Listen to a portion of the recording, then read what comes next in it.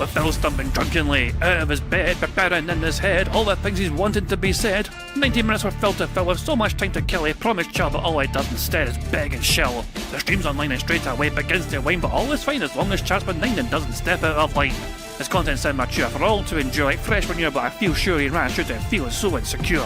The money earned from yesterday was withdrawn and long gone, as Phil's spending impulse is always set to stay on. His support is also slow and stays so low and fails to grow. You never know, the show may turn into an easy bingo. Most victims across the board we charged toward because his code can't be ignored. Just how much DSP makes us all feel so bored. To help us fight or sleep and try to keep alert to watch it creep, we play bingo while Phil will bitch on why his sheep are also cheap. While DSP is chasing green, we're seeing green across our screen as Phil's routine predictability rivals our soul machine. He's not in burping, leaning, ban. It matters not if Andrew fanners chatters can't see if others make him feel less of a man. Takes a drink and slaps his leg before launching into a bike, pretending there for bills when truth is there to buy a wrestling JPEG. Talks about his shitty life of Claw's cat and fatty wife and all his strife while forgetting that tits done well and they were right. With drama he will react, but as an actor it's a fact as he rehearsed to be exact in how he felt he was attacked. Three streams nearly over and a win is in sight, with little white despite Phil delight that tits were not light.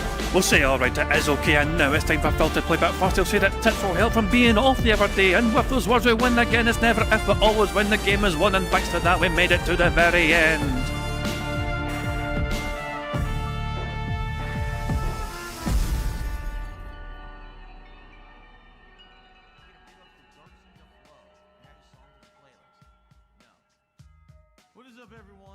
Hey guys, King Jat here, and welcome back to DSP Bingo for what is today, Wednesday the 6th of May 2026. I do hope you're all doing very well indeed, and I hope you're enjoying your day and your week so far. There's no sign of a bad man yet whatsoever, as his crowd eagerly awaits him to fucking play Saros, the game which Phil is absolutely desperate to fucking quit, and is just eager as fuck to have any fucking excuse really to fucking stop playing the fucking game. Today mate for the fucking day where he just stops playing the game due to insert reason here, so who fucking knows, I'll have to wait and see. But yeah, no sign of the bad man yet whatsoever. Yesterday was an interesting day for him. One person yesterday decided to spend $300 of their own money to support DSP. 250 of those dollars came on the night stream, and at least 50 came on a day stream for yesterday. So yeah, so the artist formerly known as No Sleep Real Vibes, who these days goes by, they call me UKN on YouTube for some reason. Yeah, they decided to wail out on Phil just because. But the funny part about that, of course, is that it was done through mobile, like through iPhone or whatever. Because you can always tell that if you're doing it for like a phone, for example, you know, I mean, mobile phone, especially if you're American, you can do it for your Apple phone. Then yes, it'll end in like 99 cents. And so they gave Phil like $300, but Phil's gonna get like half of that, which is still a lot of money, don't get me wrong, but still. Phil isn't as so close. YouTube take their cuts, you know, like 30%. And Apple as well, and you know, the iOS, they'll also take a slice of it because it was done through fucking mobile. So Phil gets even less than he fucking thinks he'll get. So boo for the bad man. But he's still 150 up, courtesy of some dumbass giving him fucking tons of fucking money so they fucking go. We got some things to go through before we start playing bingo. This is from a couple of days ago, by the way. The same guy who was upset the other day that Saros wasn't designed around a specific streaming time schedule and listed as a negative against the game as a whole. No, I'm not joking. This clip was originally from Rebsy. The problem with Dragon Quest VII Reimagined is that modern game devs still don't use common sense and don't value a gamer's time. And what I mean by that is, if you beat the final boss of the game, immediately the game should auto-save and say, hey, if there's going to be an extended, lengthy ending, you can resume and see the ending. Basically, Phil is, you know, contradicting himself, depending on the fucking game it is. Phil's narrative fucking changes as to how he thinks it fucking should be done. Right? Because you remember, I beat this and it went right to a cutscene. That cutscene kept going and going and going. And then I tried to save the game and there was nowhere to save the game. And I was out of time. I couldn't stream any longer. So I said, well, I'll just turn it off. What are you going to do? They won't let me save. Now they're forcing me to refight the entire boss and its 4 forms all over from the start because of poor game design. That is the only description. It's poor game design. This game is older than some of Phil's audience. By game devs that don't care. So I feel so fucking old seeing the year 2000 as something that's like 26 years ago.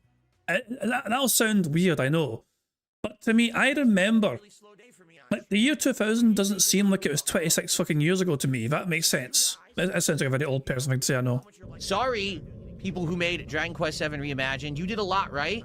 This is horrendously wrong, and you should patch the game to fix it. So if you beat the final boss, it auto-saves your spot, and you can resume and do the ending.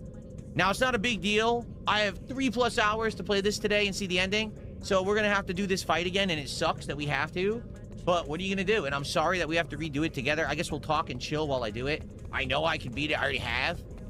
So this was this is a day stream thing. This wasn't a night stream thing, it was during a day stream. So Phil had no choice but to fucking turn the game off so he can get his din-dins. All right, but what are you gonna do? Pretty stupid. Yeah, the dunce level game development. Here we go again. And the other day he was I pissed guess I was off just about supposed to leave the game Saros. running in the background of my PC for 3-4 days till I got back to it, right? Absolute Stupidity. clown. Absolute clown. Anyway. Paul's Pass had an interesting tweet which I thought was kind of good and a good point it was made here. The funniest thing about everything going on right now is that DSP still couldn't get people to watch his content, so he's resorted to copy the detractors to try and lure people in. Very same type of content he said he would never make due to its immoral and clickbait nature. I'm like, Phil, for all fucking Phil's bitching and whining and moaning and crying and reeing about the fucking detractor content and about the fucking, you know, the days and memologies and all that shit. Look, his solution to fucking combating such fucking things is to attempt to get a Wings fucking detractor to fucking make edited content about him for his own channel exclusively, based off of detractor content. It's like, I guess Phil would call it fighting fire with fire, you know what I mean? And it's not really doing tremendously well for him in the grand scheme of things, I believe, you know? Let's go to DSP Gaming actually and see how he's fucking doing, shall we, for reviews? 2 seconds. Here we go, DSP Gaming, here we are. Our fucking video's going to die. So how's he fucking doing? Let's scroll down here. The stream highlights. Pokemon got 2,500 views.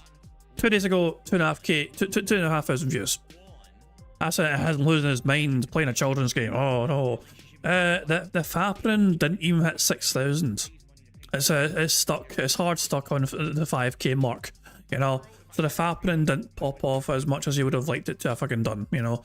Crimson Desert by far still his most popular one, 13,000 views.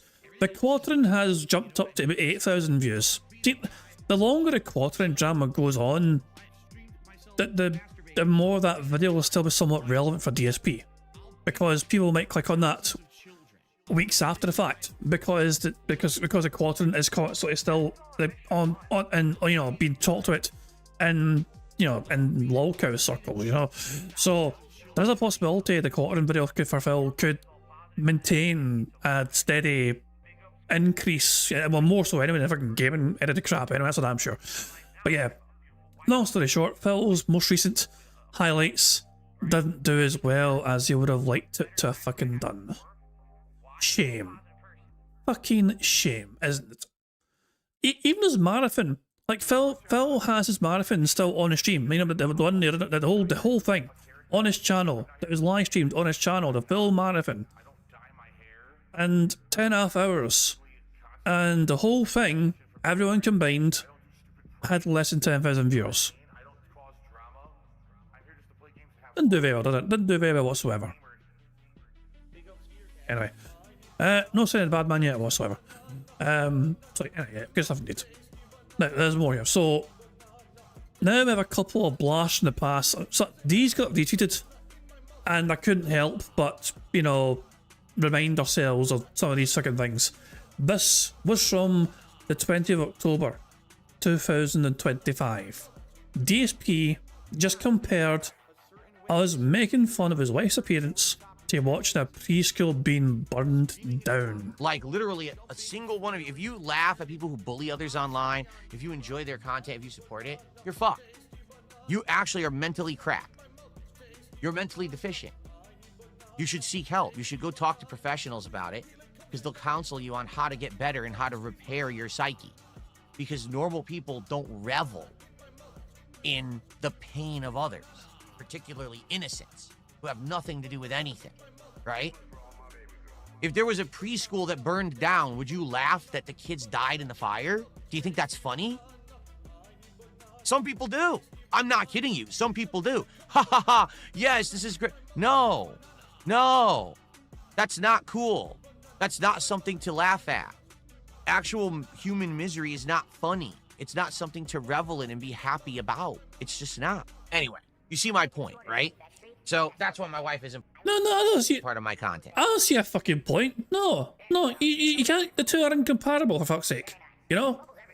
Also, it's perfectly fucking fine for you to fucking, you know, profit and enjoy the suffering and misery of people like RTU and DLTG. If they're having a fucking bad day and you're feeling particularly vindictive that fucking day and you're desperate for some sort of drama fucking clickbait crap to try and get a little artificial boost in attention in your channel, then you may fucking just dedicate a whole stream to LTG once more. Absolute dick, you know. And Prophet, with a good point, no lie, he looks healthy. Yeah, he looks less emaciated, you know. His cheeks are a bit fuller, you know what I mean? Sure, his arms are still noodly, but his face, in particular his face, looks better than, this is what, 6 months ago? 7 months ago. Yes, I said 6, 7, but literally October, you know, it was like 6 or 7 months ago. So, yeah. These days, not as much, you know. These days, that's him these days. He looks ill. I said this thing, he looks sick, you know. He's a sick puppy. Another blast in the past from Repsy here. This is from November 2025. A month later, after that, DSP told his Kick audience, if you can't handle him being successful, go to the hospital and become a vegetable. People saying shots taken King's Tax, like shots taken for King's Tax 800. Do you hear what he was about to say? Do you hear how this, what? By the way, I'm just gonna ban every spammer right now over on Kick, and no if you way. try to ask me to get unbanned, Go meet Big Pharma. Go meet Big Pharma. Because there's been people who've been spamming over there all day and they know that's not allowed and they're just taking advantage. And I've had enough of you. You're just a bunch of children. It's pretty obvious at this point you guys are upset that I'm actually doing so well for myself now. You can't take it. Well, it's reality. So you can either live to exist in the reality that is real, or I guess go talk to a doctor and just drug yourself into a stupor for the rest of your life. Because either you fess up to what's real or you stop with the bullshit. Huh. But you're not going to act like that in my chat. I think that might be like the most toxic thing he's ever said. This dude just told people that don't want to agree and get used to him winning that they should meet Big Pharma. Go to the doctor and get drugged the fuck up every day for the rest of your life. And then you'll understand that he's winning in reality. Or something like that. What the heck? Coming from the dude who talk about everybody else's doctor trips except his own. How much pills DSP got to take every day? We're trying to hang out in the I can't believe he said that. That's so specific. That's so specifically hateful. Yeah, it was quite randomly fucking particular, wasn't it? It's actually insane. That's so specifically hateful. It's actually insane. Well, it's reality. I'm shocked. So you can either live to exist in the reality that Why? is real, or I guess go talk to a doctor and just drug yourself into a stupor for the rest of your life. For the rest of your life. You fess up to what's real, or you stop with the bullshit. But you're not going to act like that in my chat. That is a very particularly toxic fucking thing, for sure to say, you know. So there we go. Prophet has a theory. On the Ozempic arc, you must go through an assessment before being prescribed Ozempic, and I doubt Phil would qualify for it, which is why I think it's Cats. What, you think Phil is stealing Cats Ozempic? You think he's actually stealing medication from meant for cats for his own benefit? I don't know. That's a that's an interesting claim. Or you think Cat got it for Phil? So it's medical fraud, if that is such a thing, you know? Is that because how expensive if you have Obama don't care? Well, unless you're going to beat us. I am convinced Phil has got to beat us. Every day it passes, I'm convinced more and more Phil Burnell is diabetic. You know, but who knows? Yeah, we have one more clip here from Gigi Anno. Compiled moments from night stream that I think affirm my theory. But to clarify, the theory first of all, that Gigi Anno has, Phil received $270 odd on the night stream, played Mouse PI for hire. 250 of those came from super chats on iOS mobile from one person, which is 50% of fees. Is that roughly 50% of fees, which is like $125. Then factor in about 26% for taxes for federal and state, gives us about $92. Further, this money isn't accessible until June the 22nd for DSP because it's a YouTube contribution. So GGR says, as we can see, DSP is not hitting his true 150 goal, which is probably why he keeps begging like an arsehole despite allegedly hitting the goal. You know, using different tactics of guys, I'm still streaming for X amount more, or it sure would be great to get some support on Kick and tips. I also think his spending is out of control and access to instant or near instant Kick cash is probably causing massive financial strain on this dude. But that's just my theory, a theory. Thanks for reading. Jesus. And the clip, to support that theory, this is the clip they compiled here. Thanks for being... This is all from the night stream yesterday. Thanks for being a great audience. See you in the next one. Okay. At this point in time, he has $266, okay? 250 of which was from one individual, remember? I'm going to go stretch my legs briefly to use the restroom. In the meantime, if you haven't liked the stream yet and you're on YouTube, please do so. Please consider contributing. Right now, we have 0 contributions from the Kick audience. I believe this is also false because I think Stepdad had given him a Kick sub at the start of the stream. So I believe Phil was actually lying about this at this point in time. Not exaggerating. Not a single person on Kick has supported the stream, and I've been streaming since 7 o'clock.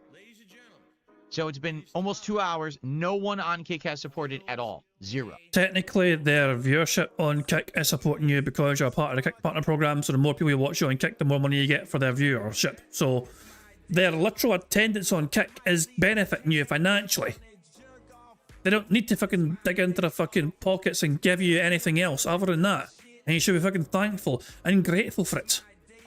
So anything on Kick, a sub, all right? Some kicks, anything would be appreciated, especially because it's the final night of the stream, or the final stream of the week to count tonight for this week. How fitting the word nuthouse is fucking floating next to his fucking head, by the way. As a part of the fucking Mouse PI fucking background. How very fucking fitting the word nuthouse is just lingering right there on that side of the fucking screen. Okay? Okay, I'll be right back, and then we'll continue on. Zardoz fan gifted a sub when I was in the John, or in the Lou, or whatever you want to call it. Thank you, Zardoz fan. Wow. Finally, some Kick support tonight. Amazing. I can actually put something on the leaderboard. Thank you, Zardoz fan. In fact, I'll play the animation again. Because I missed it. I want to see it. There you go. Thank you, Zardoz. Now we just need 20 more subs on Kick. And let's get some kicks on Kick too. Why do you need 20 more subs, Phil? You're sitting at $271 in support and you're begging for 20 more Kick subs out of nowhere? Let's go. Let's get some kicks on Kick. All right, let's resume. Play for another hour here. Infinite177 has gifted a sub to the community. Thank you to Infinite. Wow, we have 2 subs tonight on Kick. Can we get a third? Thank you, Infinite, for supporting tonight. I really appreciate that because there has been almost no support on Kick for days now. Don't know what's going on there. It's drier than the Sahara these days. Bruh. Guys, this is the finale of tonight's stream. I mean, this has been a really long stage, but I hope that you've enjoyed it. If you have, remember to like the stream. Remember, if you're watching on demand, to like the video and leave comments. Engagement is key. And last chance, if you would like to support the stream in some way tonight, I do appreciate those that actually did. Thank you to those who did. For the couple of subs and the kicks we got over on Kick. For the tons of super chats we got from Uniqueness tonight. For the 1 tip that we got. and a few other contributions. Thank you guys. There is one other thing to take away from last night, which I think is very strange. So, remember how it's a problem if one person is a majority of support on a stream? Phil has said multiple times that one individual supporting the entirety of the stream is not a good thing for him, but a bad thing because it shows that not everyone's very interested and it shouldn't be down to one person supporting the stream. Phil never had that complaint, just today. At no point in time, as far as I'm aware, did Phil complain to his audience that one individual saved the night stream from being a $20-odd stream. If uniqueness, you know, no secret advice, whatever it's fucking call them, if they had not given Phil $250+ via mobile super chats, Phil would have fucking ended that stream with less than $30. But apparently it's not a fucking problem. But if it's one person just wailing. Sometimes it is. Phil is happy to fucking say it's a problem sometimes, especially if it's a game he's eager to fucking see the back of. You know? There have been times when one person has wailed on a certain game that Phil is not very particularly warm about, and he'll use that as an excuse and a reason to fucking drop it. So not everyone's not interested, only one person wants to fucking donate. Clearly the rest of you guys are not interested, so goodbye game. That was not the case with Mouse PI the other night, so there we go.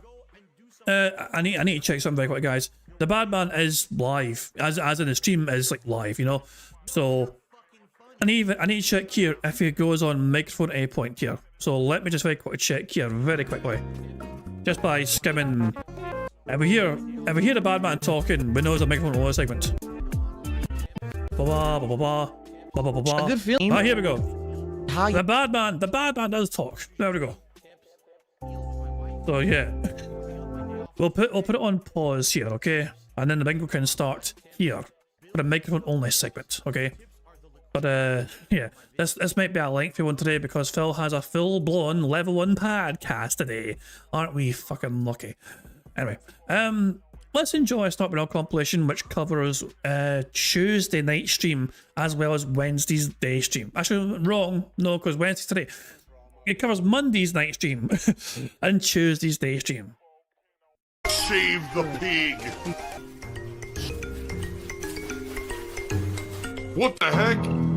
A pig with a party hat.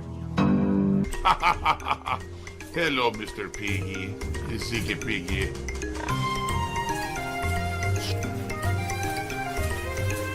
Save the pig, the game. The whole game you're trying to save the pig's life. Help!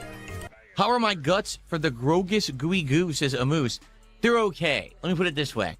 I haven't run to the bathroom in terror, but at the same time, when I eat that kind of stuff, it hits my stomach very differently than when I eat healthier food. You know what I mean? So, like, I'm burping a little bit like, you know. It's not that bad because I only had a few sips of the shake. I did eat the burger.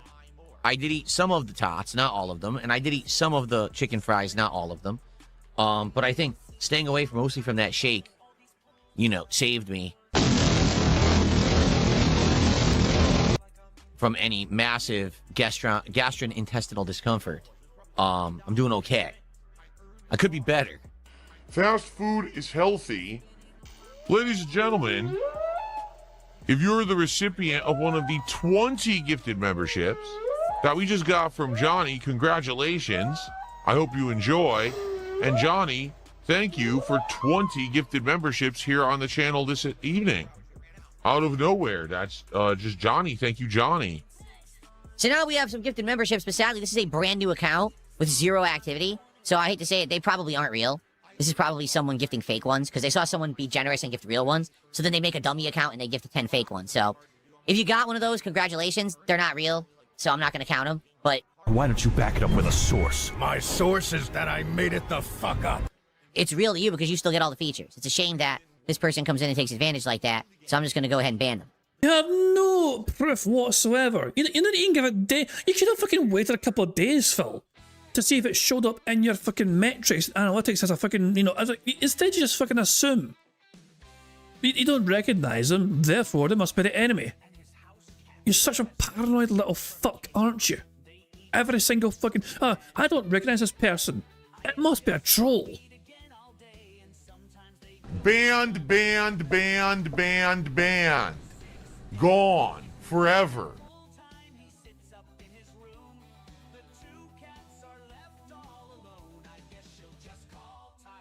Pinnacle of male fitness right there.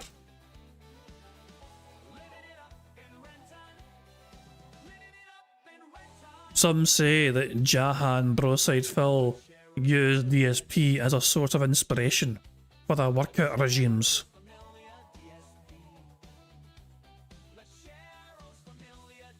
Because that guy's a disgusting pig of a human. Well, thank you for that, Rebel Yeller. And thanks for reminding me. For anyone here tonight who's watching and enjoying the stream, if you could give the stream a like, that would help a lot for engagement. Let me tell you guys something. Recently, with all the edited content I've been putting out on the channel's been getting more engagement and likes. More people are finding the channel. Someone literally just said a few minutes ago they found the channel as a result of my edited review of Crimson Desert. So, if everyone likes the channel, it will help a ton and get the channel back into the YouTube algorithm more often. So if you could give a like, I would absolutely, definitely appreciate it, okay? Any support outside of that is also greatly appreciated tonight, and you guys know the ways that you can do that. Thanks in advance to anyone who contributes. Should we take a break? That's right. I need my begging fundraising segment. Projectile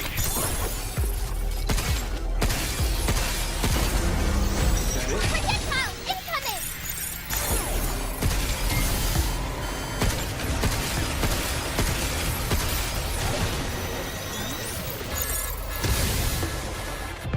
Forget it. See, it's too tedious. Look what they're doing. Look how tedious this is. It was one thing when the trainings were fast and you could just like hurry through them. This is so tedious. Kill 9 enemies that spawn randomly around you in any direction and are gonna rain down stuff on you. No, I don't want to do this anymore. Like I don't. Like it took. Okay, it's too hard for you. Just admit it and move on. Don't blame the game if you're not good enough to fucking take on the game. It takes the fun away when you made it so tedious and you can't just do it quickly. You know what I mean? It's a gamer shit. Hell yeah, it's a lot of gamer shit.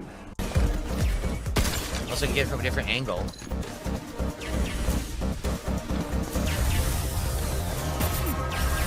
What? I didn't do it. He walked off by himself. He should have stopped moving when I landed, and he didn't.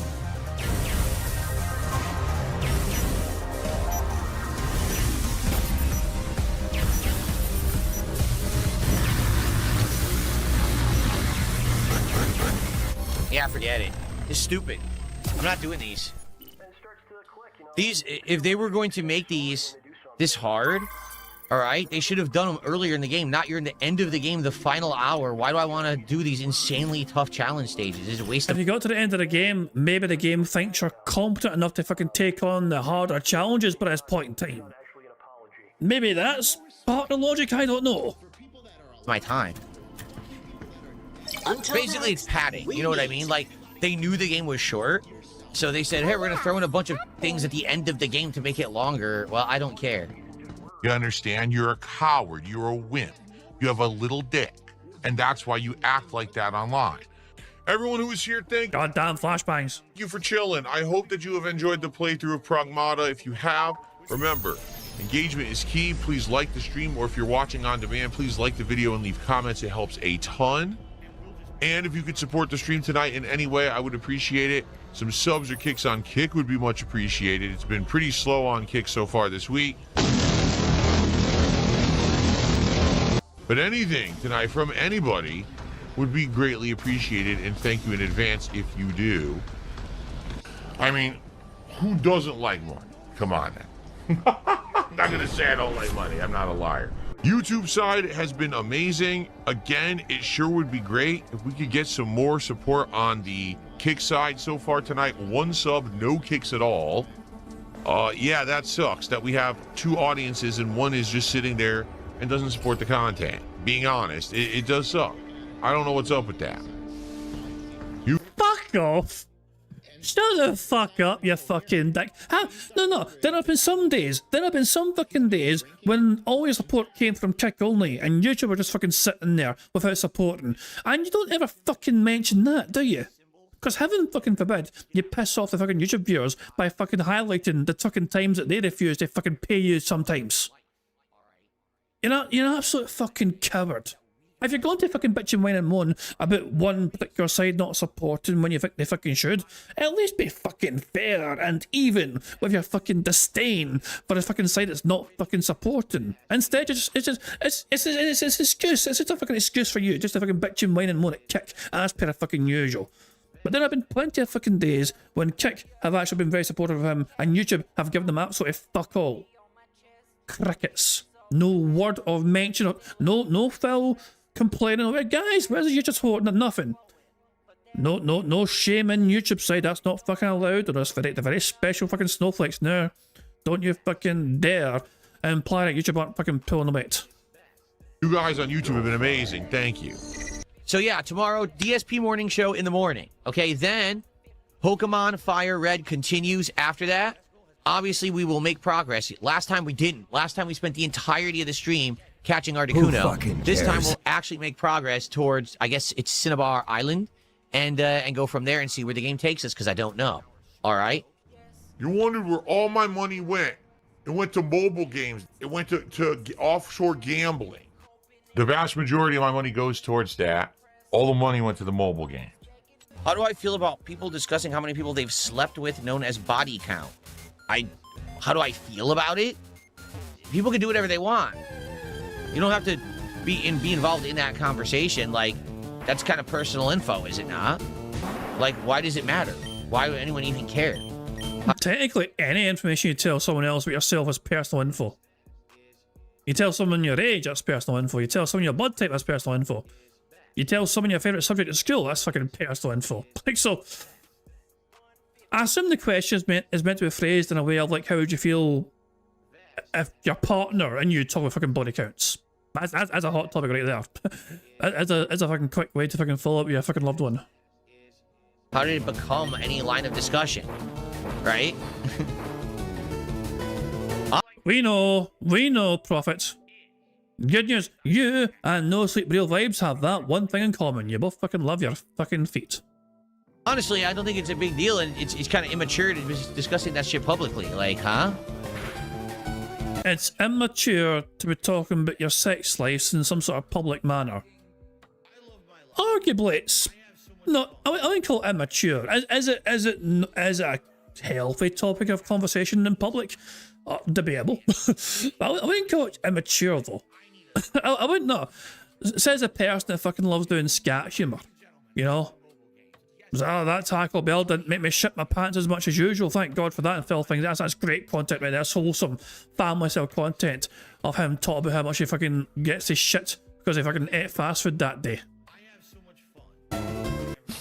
I'm actually a virgin. What is my body count? Oh, thousands upon thousands, let me tell you. Just endless. When I was... Phil, I would bet £1 million that Phil's body count requires less than one hand. Well, put it this way, you'd use one hand, but you wouldn't need every single fucking finger. You know? I was going to say too, yeah, a lot of people think too, Liana and Cat, you know what I mean? I'm willing to bet it's free. I think there might be a third one in there that we're not all aware of, you know what I mean? I think it's possibly free. Some people are saying one.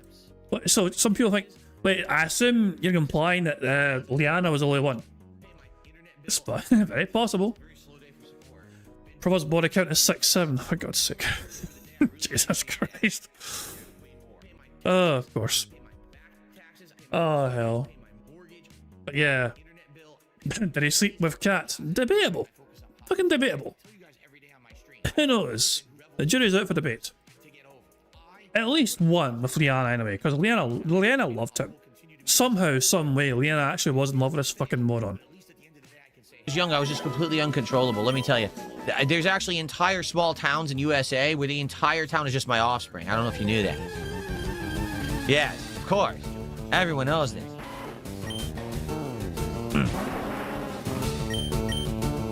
Anyway.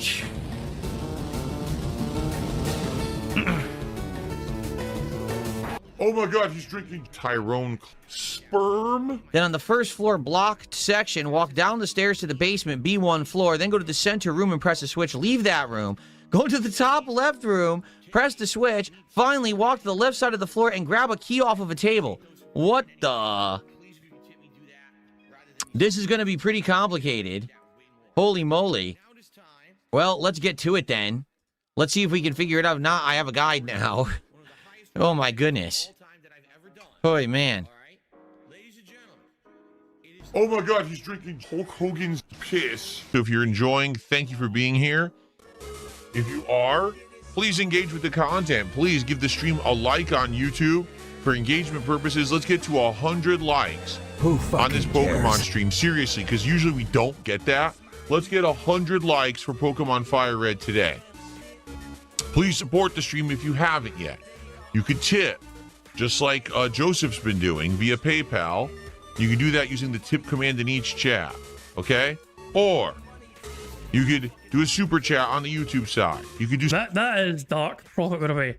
Phil's body count might be free if you include Melissa. Just saying, Melissa being the mystery cousin that stayed with Phil's family for an undisclosed amount of time when Phil was grown up, you know. So that's dark as fuck, you know. Ah, hell. Some kicks on the kick side. You can become a member on the YouTube side. You can become a sub on the kick side. You could give some memberships on the YouTube side. Kyle, not one fucking never mind the body count shit. I'm telling you now, before you even fucking think about it, man, put Derek away. None of this body count shit. I'm just putting my foot down right fucking now, in case you get fucking ideas. Ghost of Derek with body count. Nah, I'm fucking putting an end to that before it even starts in your fucking mind. You can give some subs on the kick side. There's so many ways to contribute. The kick side would be great today, because whatever I get kick today, I get paid for in a couple days. So please support on kick if you can. Let's go. Let's support Pokemon. Give me your monies again and again and again. Keep giving me the monies. I have over 200 viewers. Let's go. Let's hit 100 likes. If you're watching on demand, by the way, Pool Noodle hit 44. That's excellent. If you're watching on demand, please like the video and leave some comments. The engagement has been helping the channel a ton, so please keep it going. All right. This guy knows why Blaine became a trainer. If you are enjoying the stream, if you could contribute in some way, that'd be amazing. You guys know the ways. You know, super chats, memberships, kicks, subs, and tips are all great. Today, particularly, some kind of support over on Kick would be great. Right now, I think we have a whopping one person who did 100 kicks and one gifted sub, and that's it on all of Kick. Again, I don't get what's been going on Kick recently. It would be great to get some support. Let's go. Let's get support right now for the stream. Let's get some. You think I'm the villain? Go fuck yourself. Just remind you, if you are enjoying Pokemon Fire Red, if you could engage with the playthrough, that'd be amazing. You can do that by liking the stream right now. If you haven't yet, I'd like to get the stream to 100 likes. I don't know what we're at right now because I'm not looking. But we have over 200 viewers. It would be amazing to get 100 likes on the stream. If you're watching on demand, if you could like the video and leave comments, that would help for engagement as well. Thank you guys. Now for everyone here live, thank you for the support so far. We got about 45 minutes left.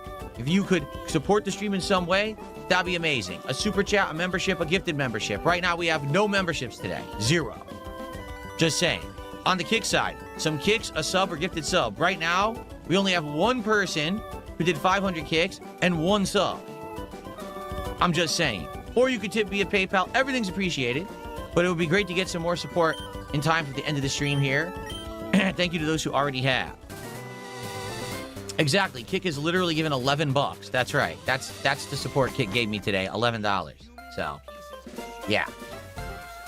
You're a scumbag, and you don't deserve any popularity you ever got, and you are eventually going to pay for what you're doing. Just so you know, it always comes back to bite you in the end. You will end up having it hurt you in one way or another long term. Something's gonna come back to get you in the end. When you do so much negativity and just toxic shit, it's gonna come back to get you, trust me. Guys, we got 30 minutes. I mean, the Roseways asking here, he still gets paid by Kick. I don't understand why he keeps pushing it. As it meant, income unless you have tons of viewers. Effectively, his new business model basically means he gets a lot less tips, which means a lot less immediate financial gratification. He still does get tips, of course, But the fact that the goal is now made up of tips as well as super chats and memberships, basically he's kind of missing out on that immediate financial gratification, and Phil has forever practically had a problem with fucking, well, not spending everything as soon as he fucking can. So this is why he pushes massively for fucking Kick. You know, Kick is basically replace tips, but instead of it being immediate financial gratification, it's like weekly financial gratification to fucking fund his, you know, days off or whatever, you know what I mean? Every fucking Friday or whatever, you know? So, yeah, it's just, he has such a big and massive hard on trying to get the Kick support, you know, wrapped up, especially as it gets to, you know, Monday or Tuesday for the cut-off time, you know? And it's because he's such an irresponsible fucking saver of money. And it's just because he can't help but spend it all. Minutes left on today's Pokemon Fire Red stream. 30 minutes. Okay? Thanks for getting me to 100 likes. If you do like Pokemon, if you could support the stream, it would be great if you could in the next 30 minutes. Thank you. Think about how disgusting and how immoral you have to be. Think of how disgusting. And by the way, so this last 30-minute rallying call for support on Pokemon, the call, so Phil ended Pokemon with $200. 50 of those came from No Sleep Real Vibes. So No Sleep Real Vibes gave Phil Bonnell $300 yesterday, at least. 250 on a night stream and at least 50 on a day stream, as I said. And so yeah, one person was responsible for, you know, well over half of Phil's support for the entire day. Well, one person was responsible for, like, you know, almost 3/4 of the fucking support. And nasty that is, what a corrupt, disgusting person, toxic person. You have to be on the inside to do that kind of shit. Thank you to Uniqueness for a $50 super sticker. $50. And it's a pretty cool super sticker too. I like that. In fact, I want to watch it again. I like that. Ready? Look at that. It's like a Kung Fu super effective gamepad. Very nice. Thank you so much, Uniqueness, for the giant support. Let's get that on the leaderboard. Well, you know what they say. You heard the saying, spread the cheeks, money for weeks.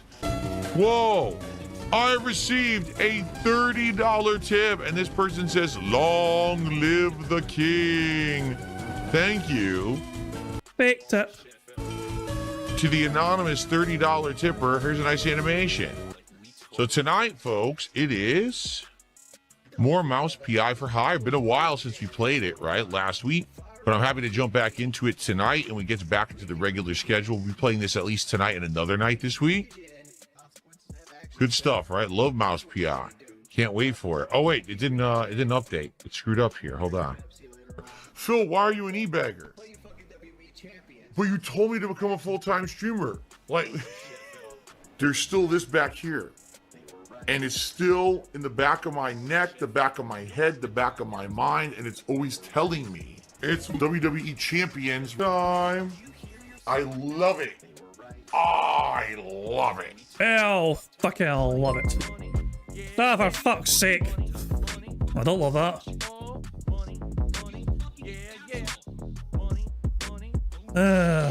God. Ghost of Derridge tipped £1.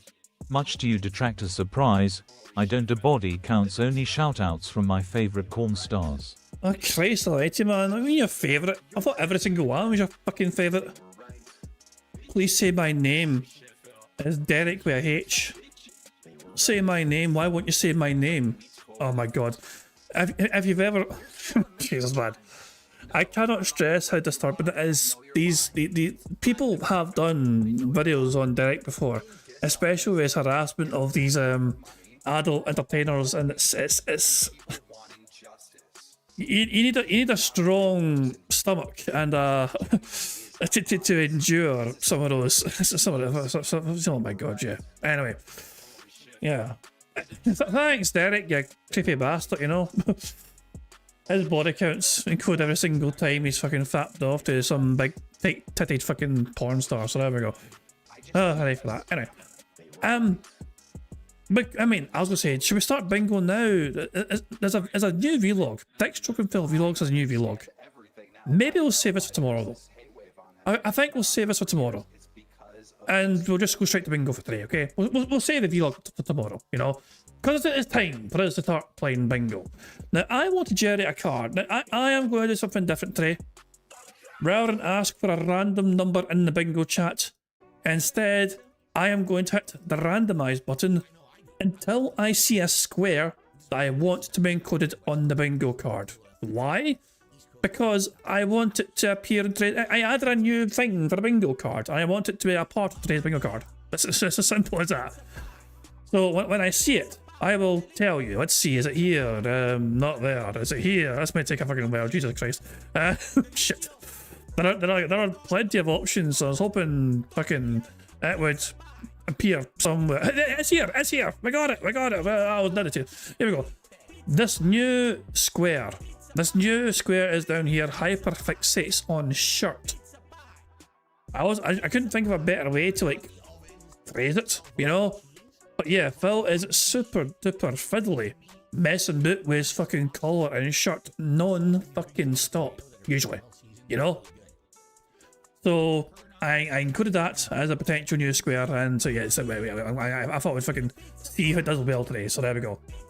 The bingo card we have for today's stream, we need Phil to send to the phone for today's bingo. We need Phil to smack his lips, him pig splitting something, him saying Twitter X, or being on Twitter X, him displaying some Twitter DLC, and him saying honest. The second row is Phil saying on demand, excited, him discussing his family in some manner, and him touching his face. The third row is Phil saying absolutely, DSP tries it, him flexing the doodle arms, him saying what I mean by that is, and him saying experiment. The fourth row is Phil saying okay, comment, help, support, and him making that annoying T sound. The fifth and final row is Phil saying life, him giving the prayer hands, him hyperfixating on his shirt, him saying engagement, and finally, community. That's the bingo card we have for today's stream. Now, of course, there's a variety of ways we get free spaces to help us on the way to Phil's bingo card. For example, for every 10 sips, snorts, or burps that Phil commits, we get a free space. For every 3 minutes and 20 seconds of Phil begs, we also get a free space. If Jade shows up to Phil's stream and Phil says hi to Jade, not only do we get a free space for that, but to celebrate free space, we get to enjoy this animation. Squeak, squeak, a free space. If Satan shows up to Phil's stream and Phil says hi to his good buddy Satan, not only do we get to enjoy a free space for that, but to celebrate free space, we get to enjoy this animation. What's up, Satan? Good to see ya. So those are some ways we can get free spaces with Phil saying and doing things, but you guys are also in charge of ways we can get free spaces too. For example, for every 5 new or renewed members to the bingo streams, we get a free space. For every 5 super chats of any level, we get a free space as well. For every £5 in tips, we get a free space, and there's also a possibility of a nuclear button option of 25 or more, but of course, when that happens, we'll sit on it by stream and we'll see what the stream decides as well. If we win the first bingo card too early, then we could also have hardcore mode if you guys want to do hardcore mode to get a second card going, but of course again that is your choice to make via poll if we win the first bingo card too quickly. And of course, in my opinion, the best way to get free spaces on bingo is just to like the damn stream itself, you know. 25 likes gets us 1 free space. 50 likes gives us 2 more free spaces, 75 likes gives us 3 more free spaces, and 100 likes on bingo would give us 4 more free spaces on top of all that. And every time we get a free space, courtesy of you guys liking the stream, we get to celebrate by enjoying a wee animation. The 2 free spaces we have carried over so far from the other day was for likes on the bingo stream from yesterday. So there we go. So we start off today with 2 free spaces right from the get-go. You guys are in charge of some ways we get free spaces, but the rest is controlled by Phil and his body functions, as well as him begging like the little bitch that he is. There's some more things to explain, of course, but I'm going to let AI Phil Burnell's marble explain it for us right now, so I can take it away. Hello, AI Phil here in the digital flesh for Bingo Baddies Marbles game. By entering the exclamation point marbles in chat, or scroll down the description in the video to get the link to enter. At the end of each month, a first, second, and third prize winner will win a cash prize. Now, if we get a full house on the bingo card, marbles will run to determine a winner for that day, and will win a prize on the wheel, which could be used for future games. It's just that easy. There you go, good stuff indeed. Have you yet got your own comment on that community posting, had your own marble locked and secured, make sure you do it sooner rather than later. And you could win one of these glorious prizes such as a Scottish soundboard pass, a full house ticket, or an intro shout out. So there we go. There's only one thing left to do before we start playing bingo today, and that is for us to press a random Scottish soundboard button to send us off into battle once more. Get screwed. On that mucky note, it is time for some bingo. Good luck everybody. Starting off with microphone only, before the podcast begins, here we fucking go. How you all doing? Hello, and welcome to the stream. I'm just finishing setup, but today's going to be a pretty good day. Got a good feeling about today, honestly, because of all the stuff going on. We're having a very fun podcast today. Okay, number one, you guys are going to suggest what I react to today. I know for a fact people have been asking me to react to the Resident Evil movie trailer. All right, so that's going to happen. But outside of that, whatever you guys want, I know there's been different games and things that have had trailers and the like that people have been asking me to react to. I'm totally down for that today. I would like to do a big reacting show so that we can basically clear up the docket and get my opinions on all this stuff. But if you're not aware, this morning, a particularly interesting documentary dropped. And I'm very curious. I would like to gauge interest. Oh, for God's sake, here he is. Jin the King's documentary on the Quartering dropped. And of course, Phil is going to hyperfixate on that in the hope that his opinion on it will be clickbaity enough to be clipped for him for his channel. So, this is going to be a tough one today. Phil is going to go full on clickbait drama clown mode in the hopes of trying to get an artificial boost in engagement on his channel. People want to see me react to it or not. If the answer is yes, then perhaps we will shuffle the schedule around a bit to do that. But I want to really see interest before I make any kind of judgments. All right, so let's see. As we will talk about this on today's Level 1 podcast, okay? Then after the podcast, it is time for Sorrows to continue here on the channel. I'm excited for that because we are in World 2 or whatever you want to call it. And we already are more than halfway through it. I'm thinking that possibly today we could have a situation where I beat the second boss and get to the third area. And if we do, I'm sure it'll be a better stream than if I just get stuck. So I guess we'll see. The funny thing about the quarter stuff is that, like, Phil does actually fucking criticize the quartering, it kind of makes him a massive fucking hypocrite. Because as far as I'm aware, the quartering has not done anything to incur Phil's wrath. You can argue LTG, Paz, and RTU, and Wings, and Keemstar. The people that Phil tends to go after, usually they have a go at him, don't they? And Phil thinks, okay, I can return fire and all that shit, you know? And in some capacity, usually, it's like Phil, you know, it's like... And Phil sees it as him just giving back what he receives, and to a certain degree. But I don't think the quartering has actually ever been derogatory at all about DSP. I mean, also he interviewed DSP. You know what I mean? Quartering was very happy to have done that. Phil was happy to have fucking done an interview. He thought it went quite fucking well. And they parted ways, and that was it. And ever since, nothing. They've just kind of gone with things. So if Phil does get encouraged by his audience to fucking react to it today, then I'm curious to see how exactly Phil's going to approach it, because if he does go in quartering and is quite disrespectful to him, it would make him, again, once more, for the umpteenth fucking time, a big, massive fucking hypocrite. Because he's going after somebody who never wronged him whatsoever. Hopefully you guys will stick around and join me for the fun, all right? I'm about to just finish up setup, so sit back and relax. I'll be right back, and then we will begin with the Level 1 podcast. See you in a few seconds, or a few minutes. Okay, there we go. So that's the bad man is hold on. Can you I'm trying. I want to catch up to live, but there we go. So the podcast begins in about here. Let's see. Here we go. Oh yeah, I forgot he's got a new intro. Yeah, here we go. What the fuck's he doing today? Fuck me, man. Ah, God's sake. Whatever. Here we fucking go. Right. Good start to the bingo board. Very good start to the cards. We have 5 things ticked off already. And that's been before Phil turned the camera on, so there we go.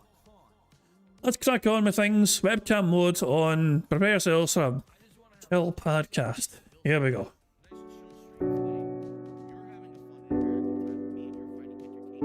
It's the middle of the week, and it means it's time for an awesome midweek edition of the Level 1 podcast here on DSP Gaming. Today's show is special because today is the React show, meaning there have been all kinds of things saved up over the last couple of weeks that people have been asking me, hey, Phil, would you react to this? Would you watch this trailer? Or tell me what you think about this? And I just kept saying, well, I'm kind of busy right now. We haven't really gotten to it. Today is the day. Now, the weird part about all of that is I had already planned out this show ahead of time, but something happened this morning. A particular documentary just dropped, of which I can probably bring a pretty unique perspective. In fact, a certain edited video that I put out on this channel a couple of weeks ago did pretty good. And so there may be some interest in me going further.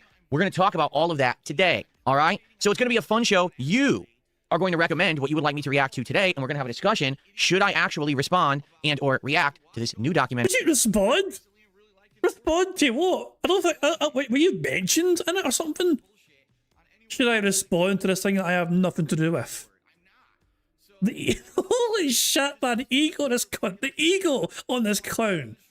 June makes a documentary with Quarter and it feels like this is about me for real. Fuck off. Get the fuck out of here. Respond. Like me to react to today, and we're gonna have a discussion. Should I actually respond and or react to this new documentary as well? And if I do that, how do I go about it? Because it's pretty long. So folks, thanks for being here. Sit back and relax. It's time for the Level 1 podcast. I'm going to tell you right now, he's going to ignore his YouTube chat telling him not to react to it, and the people on Kick will tell him to react. So he'll listen to Kick chat.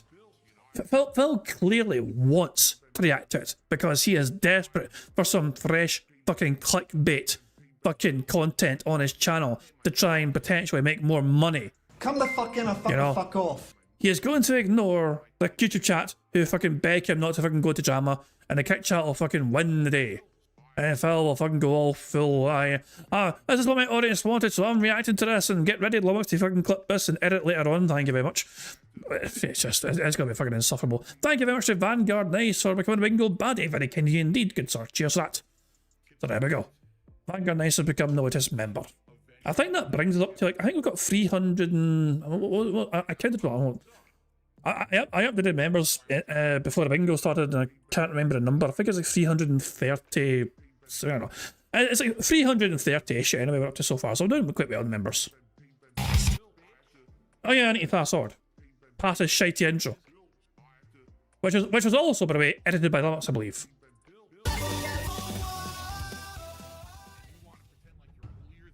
I love it. How y'all doing today? Welcome to the show. It is Wednesday. I can actually unpin this comment now. The 6th of May, 2026. Midweek show. You know, the Level 1 podcast has been, admittedly, a little inconsistent recently. The reason being, the month of April was all over the place. I had several weeks where I was only doing like 4 or 5 day streaming weeks, so it was hard to figure out where to fit the show in. We had one 7-day streaming week, but then I had special events during that, a week like a marathon. So with all that stuff going on, I do feel like this podcast kind of, not necessarily got neglected, but we were doing way more morning shows than we were doing podcasts, right? And the thing is, when we do less podcasting, okay, basically, people don't know where the focal point is of the important stuff I'm talking about, and so a lot of it gets missed. I'm not exaggerating when I tell you that a lot of the stuff that I talk about on the morning show, people then right away ask me about over the course of the day or the next day. I'm like, but we just talked about that. I even titled the morning show, hey, we talked about this topic. How do you not know? It seems like most people would pay attention to the podcast over the morning show. And since there's confusion, the reason I do 2 shows is simple. The morning show is meant to be a 1-hour build-up to get attendance for my gameplay, okay? Doesn't matter what we do during it. I just need to build up attendance, so by the time that we start with gaming, we have a good amount of people on the stream, and we're not having, you know, an hour missed where everyone missed out the best parts of the stream because no one was there yet. The podcast is meant to be a show with segments, scheduled content, and important, things discussed. I'm not saying that the morning show doesn't have that, because sometimes a big news story happens, right? We just had the Steam controller drop, and then me buying it, and, you know, the success of that and all that. Now the big scalping controversy, that's a story meant to be covered, and it's a pretty interesting story I think that I can cover here on the channel, but I'm not going to be doing a podcast that's 2 hours every day and then only playing video games for 2 hours. Do you see? Sometimes I just want more gameplay, and when I want more gameplay, that's when I do the morning show. When I don't really care about putting out as much gameplay, then I do the podcast. Does that make sense? And so, in regards to all of that, I know that the podcast has been more sporadic. Some weeks I only do it once. Some weeks I do it twice. This week, it looks like I might do it 3 times, okay? That's okay, but I just want you to all know you can always stay, abreast of everything I'm doing by subscribing to the channel, by following the feed, and I always add everything to the appropriate playlist. So there's always a new Level 1 podcast added to the Level 1 podcast playlist as a running thing, so you'll always know where to find it. You can also subscribe. I don't know how many people know this. YouTube automatically establishes which shows on your channel are considered podcast shows, and you can actually subscribe to the podcast. I didn't know if you knew that. Like, if it's been established and set up as a podcast, you could actually do that. So right now, I know for a fact the Level 1 podcast is set up like that, and the Daily Wrap is set up like that. I don't know if the morning show is as of yet. I guess I could look into that. But yeah, because again, I'm getting people asking me questions. Like, we just had a big segment about that the other day. You know, I don't want to repeat myself a million times. People get tired of hearing the same answers. Anyway. But you repeat yourself every single fucking day anyway. You tell your audience to fucking schedule, and so no, you'll do a daily crap, which bores the shit out of everyone. And then, when you fucking do your show the next fucking day, you'll regurgitate the daily crap. Repeat yourself. And for somebody who fucking hates repeating himself, he seems to fucking love repeating the same fucking begging lines every single fucking hour of every single fucking day. Guy support's been slow, guy support's been slow, guy support's been slow, guy support's been slow, guy support's been slow. It's like some badly trained parrot.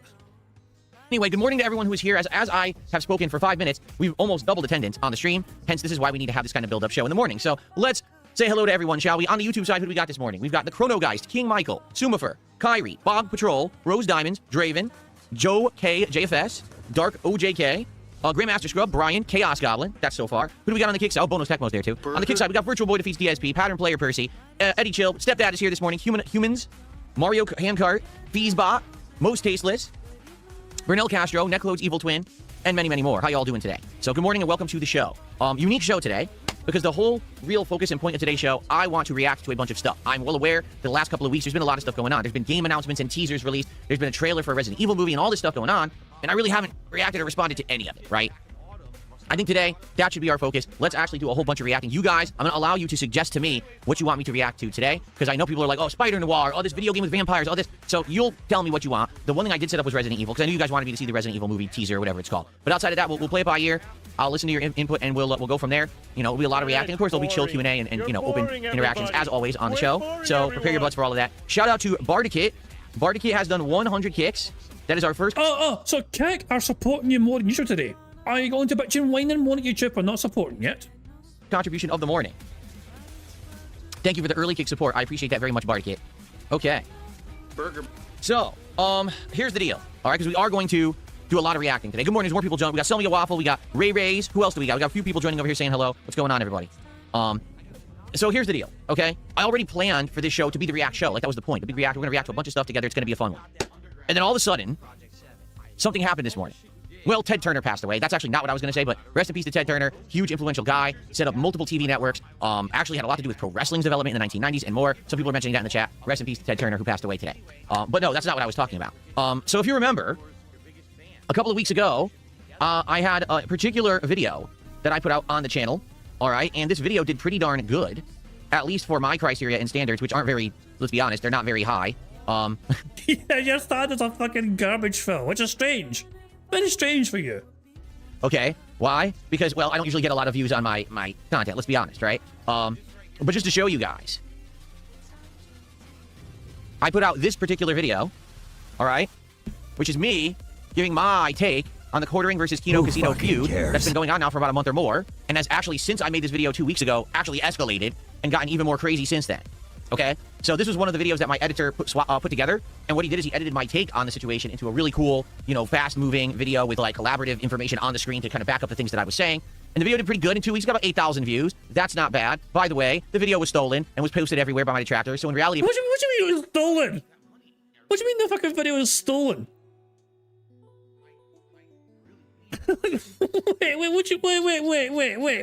Wait, what? Someone stole your edited video? Are you sure that they stole your edited video? Fuck off out of here. Out of here. The detractors also talked to us, so they stole from me. Like, Phil's solution to trying to defeat the detractors and getting more views than him is to pretend he's a fucking detractor himself. And it's not really working as well as he thinks it's doing. It's working to a certain degree, but he's not getting the tens of thousands of views he's hoping to regularly fucking get. He sees my mods, you get 10,000, 20,000, 30,000 views, easy as fuck. But him, you know, only one video so far has surpassed 10,000, the rest are struggling. And yeah, according to DSP, Ted Turner died, apparently. So I didn't know that myself. That's news to me, I didn't realise that. But apparently Ted Turner has deceased, so there you go. I didn't really know much of them. I don't have much to say about that because I didn't know much of them. Simple as that. I know they were involved in WCW and involved in TV and networks. Other than that, I didn't really know much, but there you go. She's got about 8,000 views. That's not bad. By the way, the video was stolen and was posted everywhere by my detractors, so in reality it probably has been seen by like 30, 40,000 people. Fuck off out of here. Get the fuck out of here. Yeah, and it's like, Phil. Jesus Christ, man. Oh god. No, he's going to poll his audience. He's going to ask. I think he wants to. I think he is desperate to react to it, and he's hoping to justify it by getting his audience to fucking approve of him doing it. That's why he's talking about this right now. I think he's going to try and fucking hope the kick audience are all what YouTube wants. YouTube audience won't fucking care, you know, for the most part. But I think he's going to hope the kick chat will give him justification to react to the documentary, so he has some fresh clickbait drama content for his fucking channel. But, you know, that's what happens when everyone steals your shit. Great likes, over 400 likes, 160 comments. He's rational. He doesn't deflatform people. He has a calm demeanor. Sounds like a particular person. When DSP is the voice of reason, we've gone downhill as a society. No, I am the voice of reason all the time. It's just that you don't know that because you're brainwashed to think I'm some kind of a buffoon because you listen to dummies, okay? So anyway, this video did pretty good, okay, for what it was. Now, this was just a 30-minute take, abridged, you know, edited for my channel. And I was pleased with how it did. It actually brought in some attention. Some people reacted to it, other creators, and I got some people subscribing to the channel. I got some support as a result of it. Did it make me money? No. I'm not even kidding. This video with this views and whatever it didn't make me any money. I'm going to call bullshit on that. I guarantee it made you some money. But you're upset because it wasn't a profit for you, though. You made, I guarantee Phil made some money from this video. But because it wasn't enough money to make it worthwhile, basically, he spent more paying for the edit than he got in, you know, money back for it. So it's a loss for him, but it's not as much of a loss as he's implying. Okay, I've spent more on it than I actually got out of it, but that doesn't matter. The whole idea is that overall, it helps the channel, right? I'm trying to build the channel, get an audience that are coming by to check out these highlight clips regularly. Okay, now, the reason I bring this up is because you may or may not be aware something interesting happened this morning that had already been, you know, rumored it was going to happen. There was no definitive 100% announcement on when it would happen. No one really knew exactly when it was going to drop. Well, it dropped this morning. Ladies and gentlemen, June the King released his 3-hour, 38-minute-long documentary on the quartering this morning. Now, it has 3 different titles. One is called 2 Decades of Grifting. One is called the Internet's Most Hated Grifter. And then there's another one, too. There's like 3 titles. He's using that A/B testing on YouTube. So, you know, depending on when you catch it or when you watch it, it's titled something different, okay? Interestingly enough, the quartering is wearing the Sonic hat that I used to wear because I got that hat when I played Sonic Generations like 15 years ago. It came with it at GameStop, and he's wearing the hat. I don't know why. Again, I don't really know that much about the quartering. When I did the interview with him many years ago, I really didn't know who he was, okay? Now, obviously, everyone knows who this guy is because of all the internet drama that's been based around him in the last couple of months, right? So here's the deal. There's a couple things to talk about here. Number one, ow, just hit my elbow. Number one, I'm curious. Do people want to see me react to this documentary? Okay, are you interested? People really enjoyed my take on the situation 2 weeks ago when I talked about it on the channel, and my editor made the video about it. Surprisingly, the kick chat are full of no's about this. And so is YouTube. But pay attention, guys. This is going to be interesting. How is Phil going to fucking frame this narrative here? He wants people to fucking declare interest in this. And so far, Furbs, his moderator, says, I don't. Joshy Poo, no. Jason Peters, no. That's on the YouTube side anyway. You know, on the kick side, Fifth Band, no. Beat Digger, no one cares about this. Your future stepson, Pepe Frogface. Mango Ice Cream Kitty says no. No one, I have not seen a single yes so far. Okay, so you wish. I'm not sure. I would like Digimon. Not this shit, says Burnell Castro. The kick chat are all saying no. Is Phil going to acknowledge the overwhelming amount of no's that are being said? That's, you know, that's why I'm asking, because, you know, that this could be something interesting for variety content, okay, that I could do. That's number one, right? Now you might say, well, why is this interesting? Well, I had an interview with this guy. I've been a creator for 18 years. He's also a long-standing creator on the internet. A lot of people accuse him of being a horrendous grifter. They said the same thing about me. The person that really is responsible. He really is trying to fucking make up himself. It's just like me. He really is. He's got nothing to do with this fucking documentary. Oh God, shut the fuck up, you cunt! I agree, exactly. Please, Phil. Jesus Christ. He does. I don't know. I don't think he actually fucking cares that much. I think he's just desperate to try and get some clickbait crap out of this. Thank you, Alex Tripper, for the $5 super chat. It says Phil turned a 30-minute video to 4 hours of bullshit. Reacting to this would take a paraffin stream. I'll probably die before he fucking gets to the end of the fucking thing. I don't know. Look, if Phil has any integrity whatsoever, he would acknowledge his audience here. You know. Oh hell. Indian Boy Peen says, how would you rate Dick Stroke and Phil Vlogs channel as entertainment? It's good. They're very entertaining. Like, I mean, it's... I do enjoy the edits. We're going to watch their new video today, but for time, I thought we'd save it tomorrow instead, you know? But yeah, Dick Struggle Phil vlogs, very entertaining. It's clearly some of the editing that goes into it is. I mean, Phil cannot complain about fucking people misrepresenting his comments with his videos because it's clearly edited to fucking make him say some things in a funny way, you know. So yeah, I'm a big fan of Dick Struggle Phil vlogs channel for sure. I was happy to watch his fucking content on here before Bingo, you know. I'm glad you found it as well. I'm glad you enjoyed it. But yeah, Phil is... This is a big title from Phil. He is desperate trying to make something about himself. One more time. Well, I talked to him one time ever, you know, and we've both been on the internet as well for a long time. And we're both like Sonic cats, and we both get made fun of, and we both get things said about us that are negative. I'm like, wow, you're like fucking twins, Phil. Interesting. Well, I had an interview with this guy. I've been a creator for 18 years. He's also a long-standing creator on the internet. A lot of people accuse him of being a horrendous grifter. They've said the same thing about me. The person that really is responsible for bringing the guy down is Kino Casino. I have an association with them. We all know my history there. So when you see idiots in my chat right now saying, oh, you have nothing to say about it, you're a fucking moron. Okay? He is desperate to talk about this. You're literally a moron. Okay? You have no idea what the fuck you're talking about. Okay. So, yeah, that's my question is, would this be something that people would be interested in seeing me react to? Okay, that everyone is saying no. Well, Mazzy on YouTube wants yes. Look at his nose. One person. Seen one person say yes. That's question number one. I see a split. Some people are saying yes, yes, yes, yes, and he sees a split. One person spamming a yes and Phil's counting that as multiple yeses. He sees a split. I see 1% saying yes and 99% saying no. I guess technically it's a split. But it's not an even split though. And some people are saying no, okay? Now here's the thing. If I decide to do content based on this documentary, it's 3 hours and 38 minutes long. Okay? My own documentary that June the King put out years ago, I believe was also about that long. And when I reacted to my own documentary, it took 12 hours. Yes, 12 hours. But the difference here is that was my documentary. So I had insane amounts of stuff to talk about. All right? In this case, I'm going to be watching and absorbing information way more. There's a troll super chat right there, a waste of $5 given to Phil. As a fellow grifter and someone who has done a ton of crowdfunding and used the money on personal pleasures, your thoughts are critical input. A waste of money that was.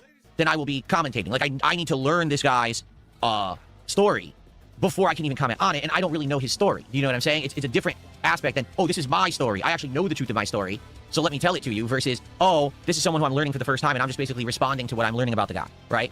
So, if I were to do a react on this, okay, the thing is, there's a lot of factors involved. Number one, I would never react to this on DSP Gaming. I want to make that abundantly clear. I would never do an insanely long react to this topic on DSP Gaming. It's a react. If I'm going to do a formal react, I'll go do it over on DSP Reacts, okay? You know, reacting to gameplay trailers, movie trailers, that kind of stuff, I'll react on the podcast. But this is something that would go over on the DSP Reacts channel, okay? I would not want it to overtake the content on this channel, all right? But also, I don't think that I would want this to completely overtake and permeate all of my content. Do you see what I'm saying? Most people are going to react to this immediately. They're going to see this came out today. They're clearing their schedules because they're drama reactor creators. So all they're going to do is watch this and react to it today. This is the end all be all. By the end of today, this documentary, I'm going to predict will have at least a quarter. This is the first thing you told. You have your own scheduled podcast, and you kind of fucking shoved them to the side to talk about this. You couldn't wait to address this thing. Of 1 million views. That's my prediction. At least a 250,000 within the first day. Within a week, it'll probably have 1 million views. Okay? Just being honest. So, what I'm thinking is, if we were interested in doing something with this, okay, I would try it out as a trial. So maybe tomorrow night. It won't be today, because again, I already have... I mean, you could have said experiment, you fucking cunt. Experiments on the card. You could have said experiments at a trial. The schedule today. Today, we're playing Sorrows, and we're finishing Pragmata. I'm not changing that, okay? Maybe if you guys are interested, tomorrow night, we could do a live stream of it on the late stream. Thank God. Oh, thank God. Oh, thank heavens. It'd been night stream stuff. I wouldn't have to endure it for Bingo. Thank the Lord. Thank you, sweet baby Jeebus. It'd be a night stream crowd that would suffer. Over on the DSP Reacts channel, we could take a first tasting, right? 3.5 hours. And my first stream is just 2.5 hours of reacting. Probably I would get through maybe 30, 40 minutes of it, maybe an hour if I'm lucky. Again, I probably won't pause nearly as much, but at the same time, I might have a lot to say depending on what the subject matter is, which I don't know. I don't know the source, okay? So we could do this as a test tomorrow night and see if you guys like it. And if you do like it, then we could continue on. Or we could do it as a one-off test, and if it's not good and no one likes it, then we don't do it again. Because the other factor involved here, it has to make sense and be profitable for me. It can't be, oh, I'm reacting. Money! Money! It's like, will you guys buy into this? Will Mazzy wail the fuck out as the one person that wants this? It has to make sense. You guys need to step up. If Phil's going to do this, he needs at least $150 to react to 30 minutes of a documentary. Into this for 2.5 hours and no one shows up and no one engages and no one supports the stream and it's a dead stream. My streams are doing good. I want to make this abundantly clear. My streams are doing very well. It doesn't matter if I'm playing Pokemon, Pragmata, Mouse PI for Hire, Sorrows, a new game, an old game. My streams are all doing well. So this is actually me stepping out of success to say, hey, I want to try something different, okay, and see how it works. So again, here's the thing. When people are saying, well, don't do it, don't do it, don't do it, but then don't ever ask me to react to anything. Don't ask for my takes on shit. Jesus Christ! Holy fucking shit! He asked his audience, guys, do you want to see me react to this or not? And they're saying don't do it, and now he's bitching and whining and moaning at them. Don't you ever dare ask to see me react to anything ever again, then? Oh, holy fucking shit! So basically, there was only ever one correct answer to this question. Phil fucking, he presented it as a fucking optional fucking choice here. But that wasn't the fucking truth of the matter here. It wasn't optional fucking choice. It was either yes or don't you ever fucking dare ask him to react to anything ever on the planet ever again. This is all sorts of fucking toxic. One more fucking time. One more fucking time because they fucking can't handle it. People said they don't want this shit. Success to say, hey, I want to try something different, okay, and see how it works. So again, here's the thing. When people are saying, well, don't do it, don't do it, don't do it, but then don't ever ask me to react to anything. Don't ask for my takes on shit because you guys begged me for my take on the quartering for weeks. And when I finally gave it and made a highlight video, it did good. So I was like, oh, so maybe this is a sign. Now I say, well, do you guys want me to react? No, don't react to that. Don't react to that. The fuck are you talking about? It's one or the other. It's not give me mixed signals, okay? The video did well. I feel like if I were to do something like this, it could do well because here's what I really would like. This is ideal. Maybe I would love to fucking react to this. I get 10 million views on my edited clip for reaction to it. That's what I really like. We do an initial react of 2.5 hours. My editor edits that down to 20. Well, how did I guess? How did I guess that Phil was going to go down that route? Oh hell, I must be one of them psychos or something reading his mind that way. 30 minutes to make a highlight. That's a highlighted video that can go live and get people interested in that kind of content over on the DSP Reacts channel, right? Cares? Now, if it does well, then I do a second stream. And then we do another stream, right? But they're separated out. It's not. So you want to do streams of this, and you're expecting $150+ per stream, and you want to stretch this out to 2 or 3 streams, and you're also going to expect the fucking videos to fucking do very well for you each time, edited on demand. Wow, you're not asking for much, are you? Basically, you're hoping to make $500 at least from this documentary. This is literally, I am not kidding you. Bill is looking at his documentary and wants to react to his documentary, and I think he's expecting from this one documentary he could make at least $500, maybe $1,000 if he's fortunate, from this one June the King video. Because he's wanting $150 per stream, remember, and he's wanting to do at least 3 fucking streams, you know, as well as the edited fucking on-demand views he wants. And I expect them to fucking do well as well. 10,000 views at least, and all that shit. I just love, he asked his audience, you guys want to see this? And they're like, nah. I was like, fuck you then. Fucking dare you ask. But my god. Ah, hell. Foolish audience thinking there was choice. Oh, I'm just only reacting to this and there's no gameplay and there's no progression in anything. It would be a balance. Does that make sense? Then there could be a series of highlight clips that are made out of this that could get some traction and people could check them out. I think more people are going to end up wanting to watch the highlight clips than the live streams, to be honest with you. Okay? The uncut live stream, the highlights, yeah. People are going to like the highlights because that's going to emphasize the important stuff that I said that maybe is more interesting than watching me just watch the documentary raw. If you want to watch the documentary, you can watch it yourself. You just want to hear my responses, right? So that's why if I were to do it, it would be tomorrow night, Thursday night. We would skip the Mouse PI for Hire stream for this week, and instead we would do Part 1, DSP reacts to the quartering documentary, and it would be about 2.5 hours. on the DSP Reacts channel as my... You know, I think he's going to fucking do it anyway. I hope it fucking flops for him.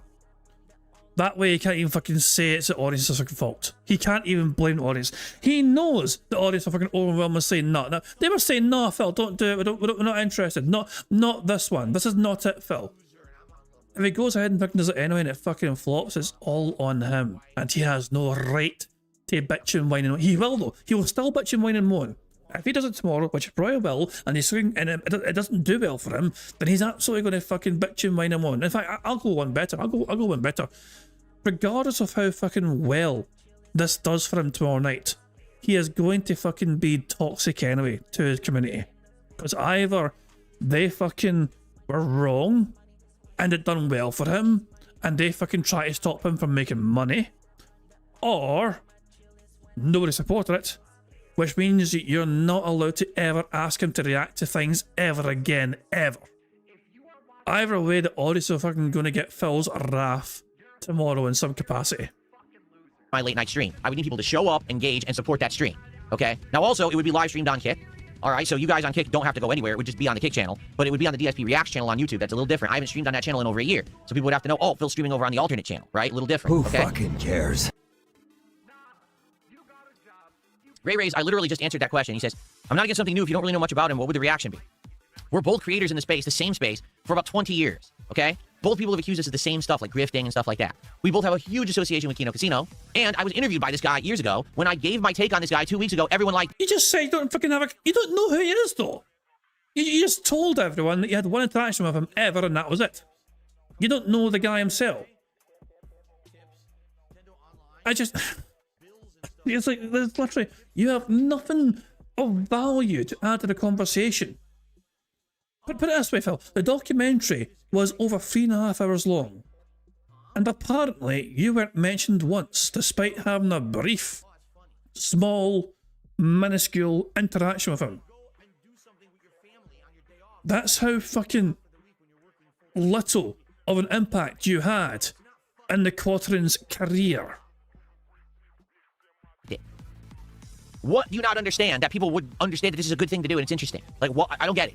What else do you need? Do I need to fucking be his best friend? Do I need to actually be involved directly with the drama? Or can we have rational thoughts here? I mean, seriously, I hate it when I get dumb criticism. Well, I don't understand. I can't make you understand logic and fact and reason. I can't do that, okay? He is super aggressive today with this man.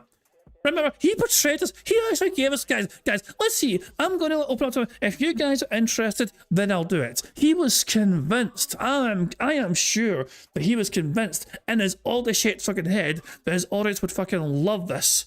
And they'd be all for it. And they'd be agreeing, yeah, Phil, that'd be great. Go for it, Phil. Yeah, fucking react to it. We want this. And the fact they're not fucking following what he thought, not following the script, they went off script and they can't handle it. That's incredible amount of toxicity, man. It's overwhelming. Logic is going to lie during an interview because of that. So yeah, that's fucking logic for you. Oh my, this is ridiculous. This is unhinged. His audience are telling him they don't want it, and Phil's like, fuck you guys in. This is a big mass golf moment for him. It's pretty simple why people would want to see me react to this. I mean, holy crap. Anyway, so, let me know. Here's the thing, we have to make a decision. Because if we're going to do this, I have to... Do we? It sounds like you already have, Phil. Your audience said, no, you told them to go fuck themselves. And you seem to have a set mind of when to fucking start this, so we have to make a decision. I didn't realise it was a choice all of a sudden. Decide basically by the end of today, okay? I don't want to necessarily 100% do it, alright? Because the thing is breaking up my other content, but it's hot right now. If I'm going to do it, I have to do it now. Like, starting tomorrow, testing the water. If it does well, schedule it out that I'm doing more of it next week. It has to be now. There's also another humongous factor involved here that a lot of people may not realize. Tons of content being made about this guy is being flagged and shut down. This documentary may be gone by the end of today. It may actually be off of YouTube because it gets flagged for bullying and cyber harassment, for copyright infringement, for a million things. Videos have been getting taken down, you know, with him being the subject matter for the last month. And we don't know if it's him or someone else doing it, but it's happening.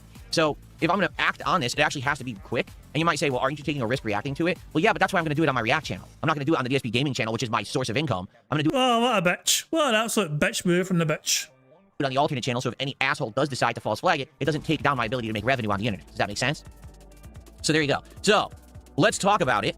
All right, right now on this podcast. I want feedback. We'll talk about it right now. You want feedback? Because the feedback of people saying they don't want this, you fucking aggressively lashed out towards them. Are you sure you want feedback, Phil? Because it seems like the only feedback you want is saying, great idea, Phil. You're the greatest, smartest, most intelligent human-style being to ever have lived, Phil. Get the fuck out of here. You don't fucking want feedback. You want fucking validation. To fucking, you want fucking people fucking saying, yes, Phil, that's a great idea, Phil. Here's our money, Phil. I emptied my fucking pension fucking for you. Get the fuck out of here. This is embarrassing. You can't fucking pretend something's a fucking 50-50 choice, Phil, and then aggressively lash out at your fucking community for fucking making a choice that you didn't like. Don't present them a choice if you're going to attack them for picking that choice. We'll see what you guys think. If you think it's a good idea, let's do a tentative stream tomorrow night. But here's the thing. Then I need people to actually show up, engage, and support that stream. And if the stream does well, then I'll know. That's my indication. Keep doing this. Then we'll have my editor get to work on it and do highlights of it. If it's a big flop stream, then forget it. And to be honest with you, if it flops, I don't want people bothering me about this kind of shit. Because I could do the content. I'm well... Yeah, bother them! Jesus Christ, man. I love it. I love it. This here, I mean... I would... This here, this first 20 minutes... I mean, if you want to fucking show this to somebody who's never seen DSP... or never heard of DSP, all you need to do is show them unedited these first 20 minutes or so of his fucking podcast today. And I think that they would come to their own determination as to what sort of fucking person Phil Burnell is, without any detractor influence whatsoever to fucking sway them either way.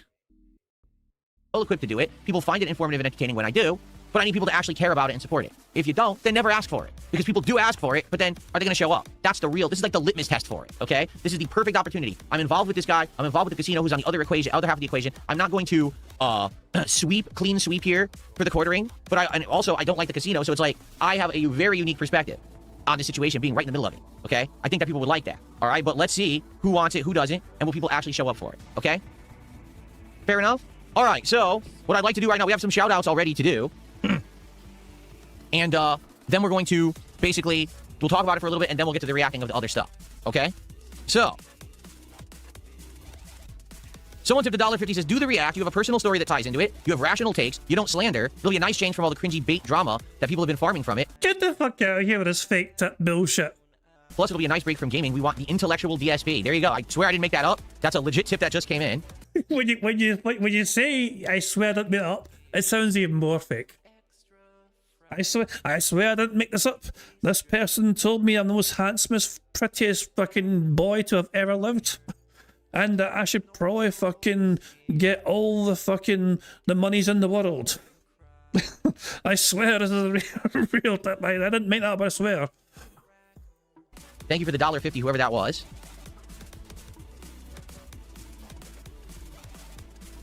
There we go. Okay.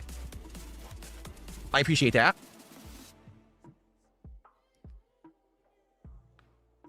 Then we have, listen to this, Pattern Player Paulie did a $5 super chat and says, as a fellow grifter and someone who has done a ton of crowdfunding and used the money on personal pleasures, your thoughts are critical input. So, here's the truth, which I've talked about a million times. Okay, when Phil says here's the truth, he's admitted he's not being truthful. It's an expression, a manner of phrase, it's just a phrase for him. So don't expect truth here, just because he said here's the truth. Okay? Yes, I'm an 18-year content creator. In the 18 years that I've been a creator, there absolutely have been times when I've been down on my luck, when things were not looking good. There were times when actually I thought I was going to lose everything. And there were times when positively, I will tell you that I grifted. 100%. It's happened, right? You conned your viewers. You said you didn't con them, but you clearly fucking did. Like Patreon bait and switches, like the camera scam and all that shit, you know, and the Project 7 reboot, it didn't happen, and all that crap. And never mind, what would hashtag save the fucking house? Look, we all go through some shit, Phil. You know? I can attest to this, you know, we all have our different things where every single one of us is going through something at some point in our fucking lives, which is hard to fucking deal with, you know? But Jesus Christ, man, that's just insane. Is he trying to justify fucking scamming people? It feels like he's actually attempting to justify scamming people out of money for personal benefit. It's undeniable. The evidence is there. Oh, look, a marathon, and we have a goal. Let's hit the goal, and, you know, oh, look, let's put on vests and hats and things for when we hit support goals and shit like that. That's grifting. To an extent, that's grifting. It's not as bad as saying, oh, you know, we need to make money for this particular thing, and then someone raises a ridiculous amount of money, and then come to find out they didn't even spend it on the thing they said they were going to spend it on. That's pretty... Bitch, please. Bitch, please. You were wailing in WWE Champions when you went through a motherfucking bankruptcy. Jesus, man.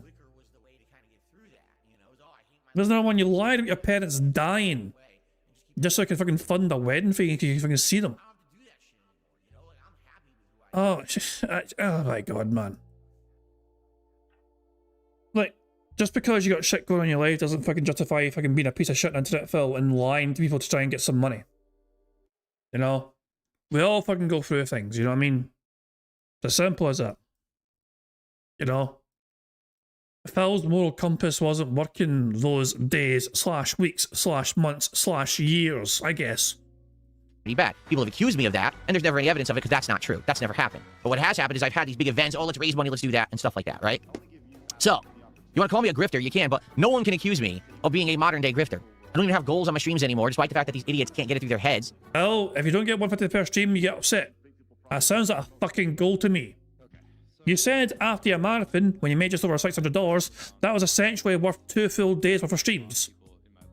600 divided by 4 is 150. Right? I do streams that barely make anything because I like the games I'm playing. And the reason I can do that is because people support me and like me enough that overall I'm doing great and I can have those slower streams. It's not about having some arbitrary goal to hit. It's not about begging for it. It's not about demanding it. It's not about coercing people into it. It's just about having a good time and people supporting the content they like. That's the modern DSP. I've taken 18 years to get to this point, but I'm very happy that I'm here. I like being here way more than all those other iterations of DSP that came before that were begging and grifting and trying to find some shtick in order to get you to contribute. Now, people just like the content and support it because they do, okay? And I really appreciate that. So... if they support it because they do, then why do you need to ask? I mean, I like to think I get support sometimes without asking for it. I don't ask for it usually, unless, you know, obviously, I've had to ask for it one time, and I hated to fund through it, and that was when my fucking puppy nearly died.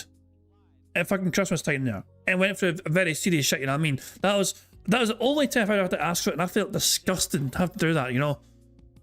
But ultimately, though, at the end of the fucking day, it had to be done, you know what I mean? And my wee dog's doing better, and he's going to be great. You know, Matt's going to get some good quality time with him on Friday. So yeah, I'm going to spend a good bit of time with dog as well. I might try and get some good pictures for you guys as well on Friday. So on that note, you know what I mean? But that's the only time I, you know, but Phil though literally cannot go a whole day. Like, the only time he can go a full day without asking for money is when he's actually knowingly, consciously doing an experiment to try and justify why he has to fucking beg. You know? It's just unbelievable, man. Like, how the hell is he trying to justify this in some sort of way? I don't know, man. It's just a double standard of all the hypocrisy of it all. He's gonna fucking sit there and preach he's got a better moral compass than everyone else on the planet, and then in the next fucking breath he's gonna fucking ask you for your fucking money because support's been slow so far. Thank you for that. The $5 super chat is hilarious because the guy literally is saying, well, you're a grifter, just like the quartering. Okay? You could say that, and you could show clips from the past, but you just sent me $5, and I didn't ask for it. Excuse me? Bitch! I'm gonna punch a motherfucker, I swear. So if you're not actually disproving the point you're saying and showing that I'm not a grifter anymore, that people just support for the sake of doing it, I don't know what else to say. So you're not going to ask for money anymore on this podcast? Okay, bet. Right? Okay, alright, so every person who just says, I asked for it, is actually getting a fucking ban, and don't ever ask to come back, because you're never... Oh, this is one for the fucking ages. This is one for the fucking ages today. Holy fucking shit, man. This is, I was not expecting this amount of fucking sodium from the bad man. Ever getting unbanned. That includes you, Rowdy Trotter, and you dunces. I literally haven't said a word about income on this fucking stream this morning. Go fuck yourselves, you dented losers. You're so pathetic. You can't get it through your head that people change for the better and that things are better now than they've ever been in my life, and you can't fucking handle it. You can't cope it with it. So you fucking seethe and get so angry at the success of someone else, and then you lie because you can't fucking handle it. Tough shit. Look, the guy literally just sent me another $5 to reiterate a bunch of bullshit that my detractors say. I'm literally not going to read it, but I'm going to keep his money. Isn't that great? But Phil, they're not lying though. They are not. Where's the lie? Where is the lie? Phil. Isn't that amazing? He's getting, by the way, the voice crack. His voice is getting higher and higher and higher in pitch here. He's so wound up. He's fucking pretending it's not fucking getting to him and he's not bored, but this is absolutely fucking bothering him. Oh, he's so fucking rattled. Detractors say, I'm literally not going to read it, but I'm going to keep his money. Isn't that great? Isn't that amazing? So thanks for another $5, dummy. You want to send me? And by the way, I can't agree with DSP. It's a waste of fucking money to send Phil that money. You're dumb as fuck for sending that fucking money. You know, if you're gonna try and get it back, then fucking good luck to you. But it's an absolute fucking waste of $10 fucking dollars. If you don't get it back, you do not have my fucking sympathy. Send me some more? That's cool, dude. Go ahead, go for it. I really appreciate it. Anyway, let me hear. I'm even gonna get him on the leaderboard. What's his name? Pattern player Paulie. No. Alex from Phoenix, don't ban him. Unban him. Because he's dumb and he's probably gonna send me even more money. That's what I mean. These people are so stupid. They actually think that. Here, I'm actually gonna unban him. Let's have him send me some more. Because you know he's going to. Because he's stupid. If it does send you more, then it's probably ICS or whatever. You know, you can't make up how dumb these people are. Don't ban them. Allow them to share the stupidity and allow them to share the wealth because they're that dumb. Share the wealth? What do you share the wealth, Phil? It all goes to you. How's your audience and community benefiting from this in any way whatsoever? Keep going. Come on. Keep reiterating and regurgitating the same fucking detractor memes. Go for it. Keep spitting them out. I love it, right? Anyway, so thank you to those who legitimately support me, and also thanks to the dummies, I guess. I don't know what else to say, right? All right, I just received a $10 tip. Hold on a second here. Probably fake. If I could find the $10 animation, I would play it, I swear. There it is. Okay. So I just got a $10 tip from Arcadia. Let's get that on the leaderboard and see what they have to say. Thank you for $10.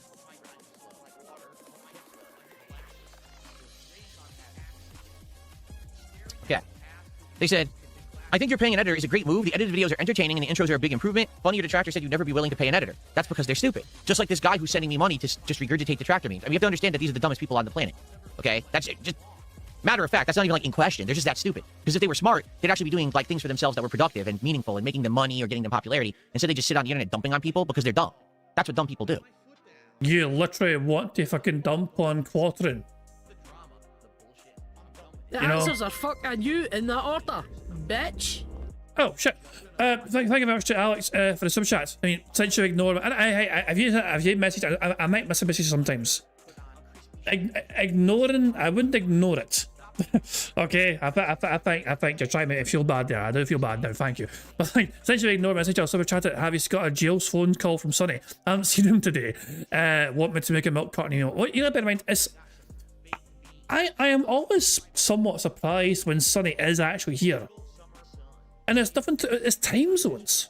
It's always blown my mind that Sonny and Gibble, I think Gibble as well, is also Australia, it's kind of somewhere neck of the woods. And it's like astronomically early for them. When the bingos like start, you know. If we're still going later on, then we'll probably see Sonny and maybe Gibble as well later on in the day. But it's like fucking like, it's like 4 AM, 5 AM, you know what I mean? So it's like, it's crazy. You know, it always blows my mind that he gets up that early sometimes, you know what I mean? Although apparently I just like to sleep schedule sometimes. The way I see it, if it's no Sonny, I like to believe it's because he is getting some well-earned sleep, you know? He's a busy boy lately, you know, especially lately as well. He's been looking after his dad as well, you know what I mean? His dad's doing better, which is good as well, you know, but yeah. I just hope he's getting some good, well-earned sleep. He's having some good dreams of the, you know, dreaming of whatever dreams he wants, whatever, you know what I mean? And also, I've had no phone call from Sonny though. You know, no get me out of prison. That is something bad call from Sonny. Anyway, thank you for the $10. And yes, I agree with you. I like this edited content. I want to make more of it, but I need to find things that are worth it. You know, me doing a montage of playing Pokemon the other day that has only gotten 2,500 views. May put a little bit of emphasis on my Pokemon gameplay, but it really doesn't do a heck of a lot for me or the channel. You know what I'm saying?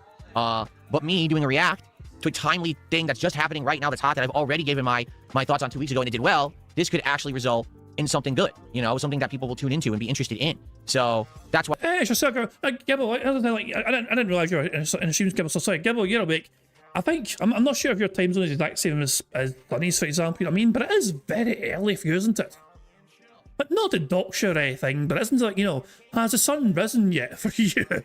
Or is it just about to rise? That's what I'm saying, though. It almost blows my mind that you know, that I got a few Aussies on the bingo streams just because of time zones more than anything else.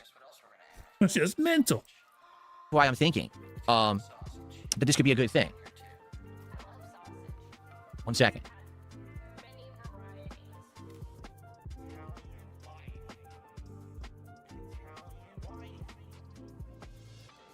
Okay.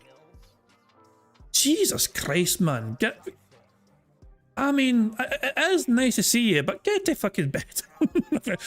No, I'm trying to give you a bedtime or anything, man, but nah, if I woke up at 5:15 a.m, my ass is fucking going straight back to sleep again. That's just, well, you know, because I don't need to wake up at that time personally, but there you go. But yeah, as I'm saying, it always blows my mind where we have, you know, any Aussies join the bingo streams just because of the time zones. You know, it's crazy. So, oh, there was a $5 super chat from John who says, have you ever thought about doing more PG-13 content? I'm not really sure what that means, John. I think he's trying to imply you're super aggressive and toxic today, and me might want to dial it back a bit. Just saying, Phil. What do you mean by that? I would argue that the vast majority of my content these days is pretty PG-13. I don't really swear in a crazy way like I used to. Like, I used to always drop the F-bomb, right? I used to always over-the-top sexualized commentary, racial jokes, and things like that. Like, most of that has been completely scaled back and cut down. Do I swear? Yes, I do. I still swear when I play video games, but only when it's a situation where things are falling apart or it's like You literally just swore 2 minutes ago. You're telling people to go fuck themselves and never come back. extreme emotional reaction, like fighting games. Oh my god, right? Fighting games, I will lose it pretty much 10 times out of 10. All right? So people are used to and like the rated R fill, but so basically, you changed who you were because reasons. So anytime you fucking say to your audience that you've all stayed true to yourself and who you are, that's a lie. And you intentionally filter yourself to cater for that reason.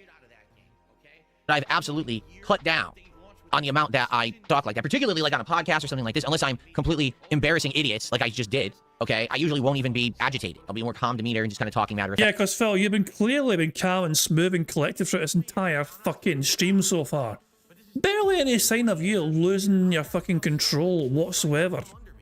Exactly, you know? So I would argue that I do actually do more PG-13 content these days than I usually do or have ever done before. And Why don't you back it up with a source? My source is that I made it the fuck up. By the way, I'm happy for that.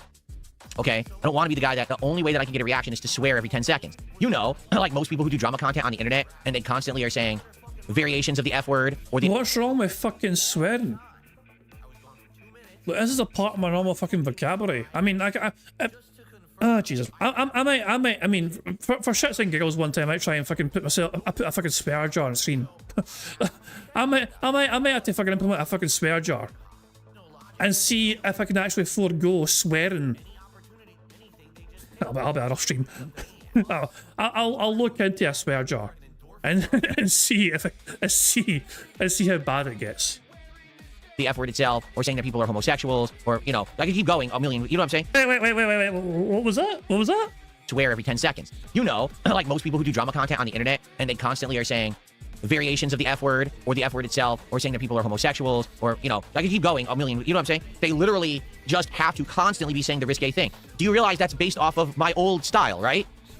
Which, by the way, is based off of even older styles like the Angry Video Game Nerd. Like, it's the same shtick. It gets tired. That shit is actually played out, but every new generation that comes to watch this content just likes it for some reason. You know, I did it for a while to attract the attention of teenagers for the first 5-6 years I was doing content. Since I became an interactive live streamer, I became less and less like that and more mature in my style. I want to be a serious creator. I don't want to just sit here swearing constantly like an idiot. Okay, I don't think that that's going to attract a crowd that I'm interested in having interactions with or entertaining. So you admit that you intentionally had sexualized commentary to lure teenagers. That doesn't sound disturbing whatsoever, Phil. If that's what you want, go for it. More power to you. You're going to attract immature teenagers. A lot of them will throw money at you too. I mean, it's proven. But I don't want to be that kind of creator. I'm not interested in that, you know? So I changed for the better. And that's why I guess you could consider me way more PG-13 of a creator these days than ever before. Again, not to say that every once in a while I won't drop an F-bomb or get really agitated at something. But for the most part, yeah, you tune into my content and you're not going to really hear me losing it or going crazy, right? So Beaver Bother tipped me $1.50. Thank you, Beaver Bother, for the $1.50 tip. Appreciate it. Okay. What's up, Chris? How you doing? All right, so now allow me to propose the question. Let's actually do a poll on each side of things.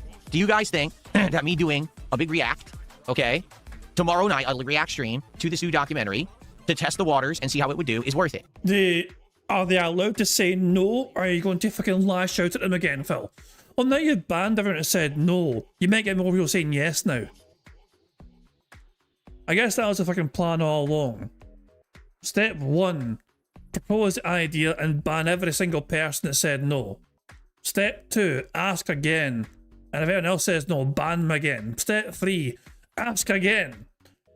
and if all no's are gone and banned, then do it. Because everyone said yes. Because there's no one left to say no. Do you think people would show up, watch, engage, and support that kind of stream? Do you think it would be worthwhile to have a highlight video made out of that stream? Or is this all a complete waste of my time and I should just stick to gaming? Okay? Boo! So give me a second here. Let's see the comments now. Let's see the comments now. So oh, I see Satan. Phil might say that Satan might get a free space for that. People are what a surprise. Most people are saying yes now, it seems. Albert Air says Big Mac. Game Dude says yes to it. Well, if you say no, he's gonna fucking ban you. So of course I'm gonna fucking say yes now. Cassio Tone say, will you get angry at us if we don't give you money? Of course he will. Why do you think he wants your buy-in?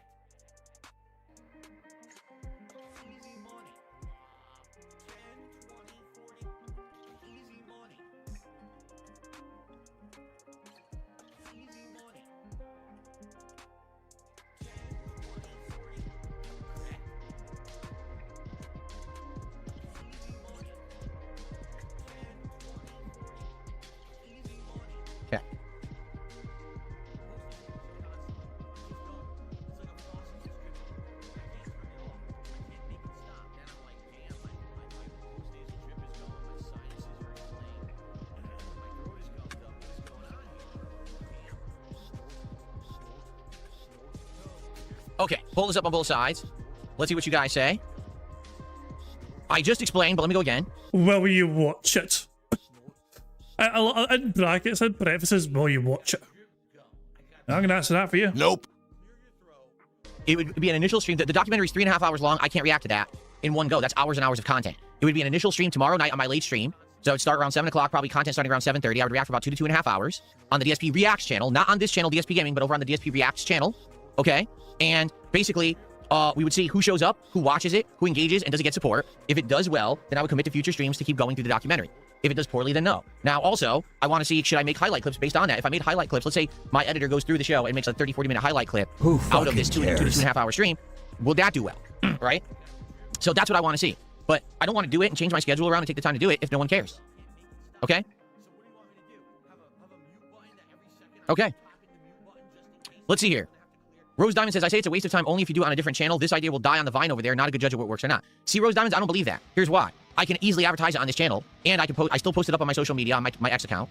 I will advertise it and post it up on this channel, so people will know to go check it out over on that channel. I think it would do fine. And the truth is, if I'm going to do full reacting, I need to do it over there. It's called DSP Reacts. Like, that's the point of the channel. And I have to do it on that channel because there's been mass flagging of these videos about the quartering all over the internet. So wait. So the stream would be on his React channel. The edited clip as well. Would the edited clip be on his channel too? Because if we have it, if he puts it on DSP Gaming, the quality might strike it. But even the edited content couldn't really go on DSP Gaming, could it? At risk of fucking getting struck down by the Quadrant or someone on behalf of the Quadrant.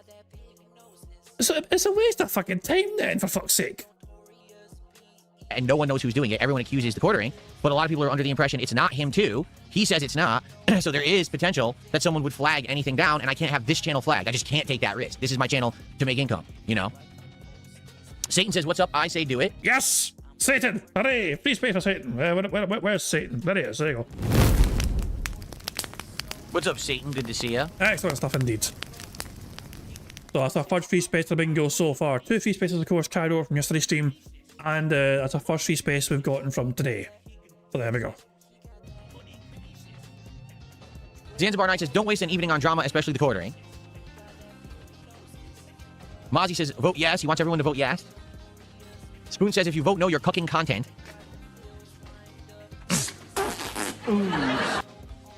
Curry Play says, is there a way to avoid drama content surrounding you? I have no interest. I feel bad that people attack you. Sadly, people have an entire industry based on this on the internet. I'm not joking. There's an entire group of probably a few hundred creators who just try to dunk on me every day for literally nothing because I don't do anything dunk-worthy at all. I just sit here and play games, right?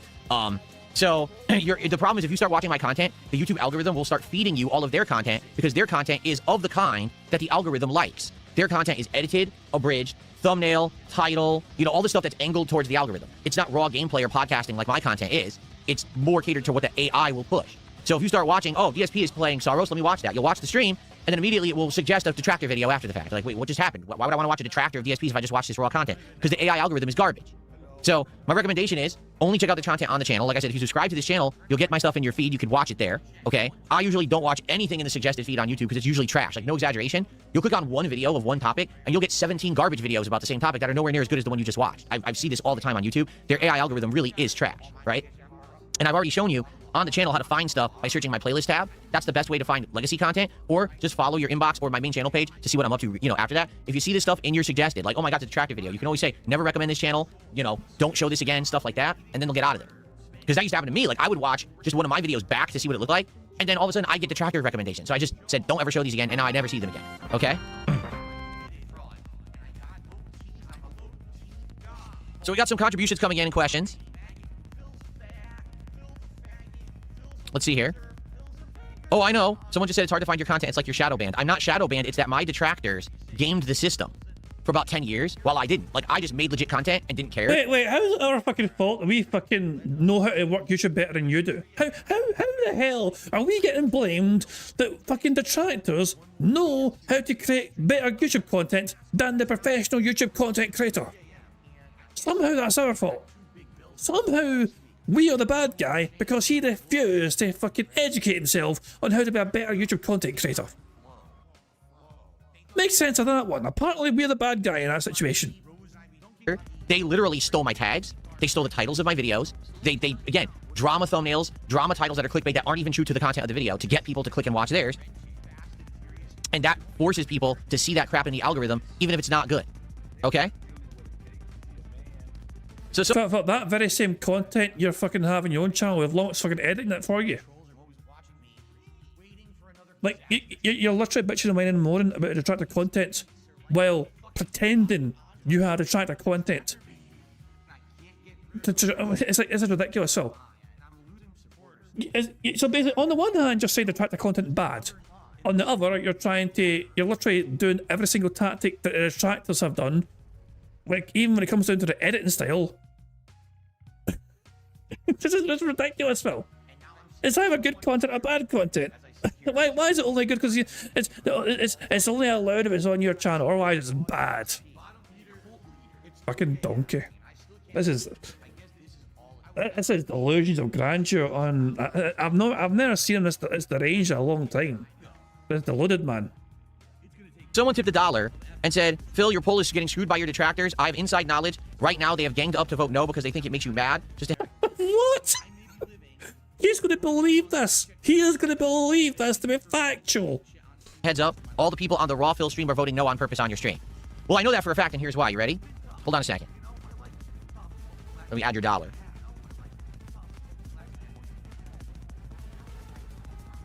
Here's how I can always tell when a poll is skewed by a bunch of mentally deficient losers. So currently on Kick, I have 95 total viewers. Okay?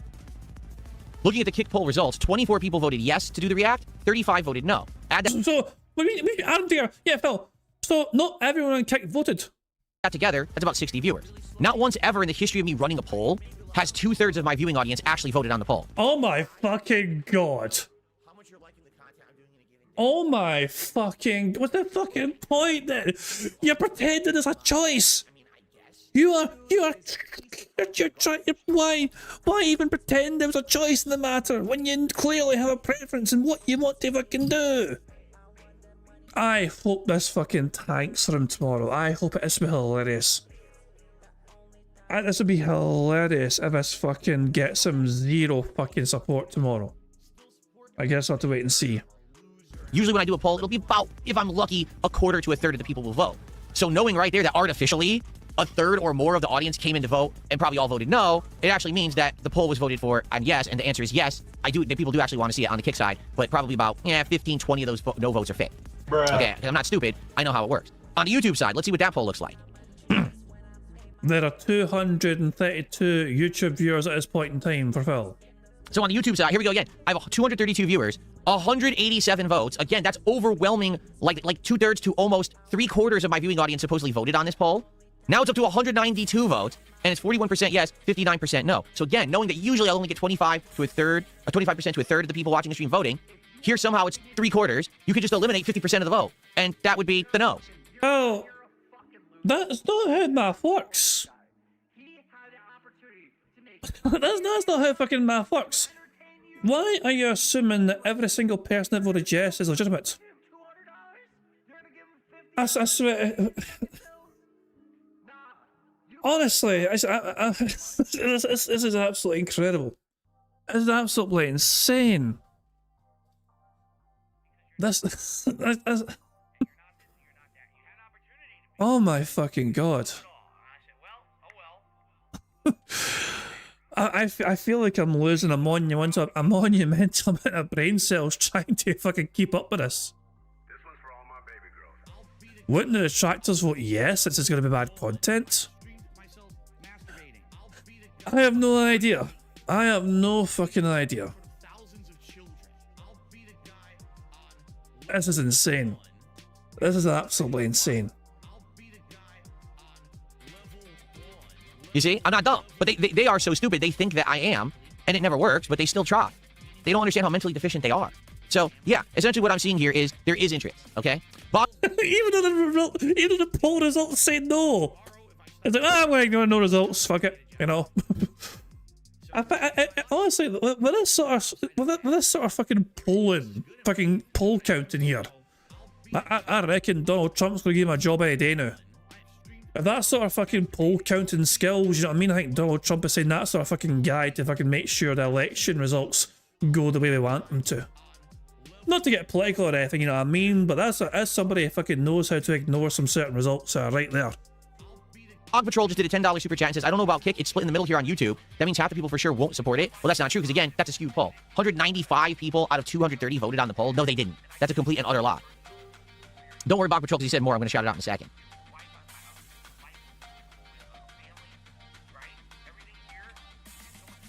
So Bog Patrol says, react to abiotic factor. Let me see if I can find that. Here it is, abiotic factor. It came out in July of last year. Okay. Excuse me.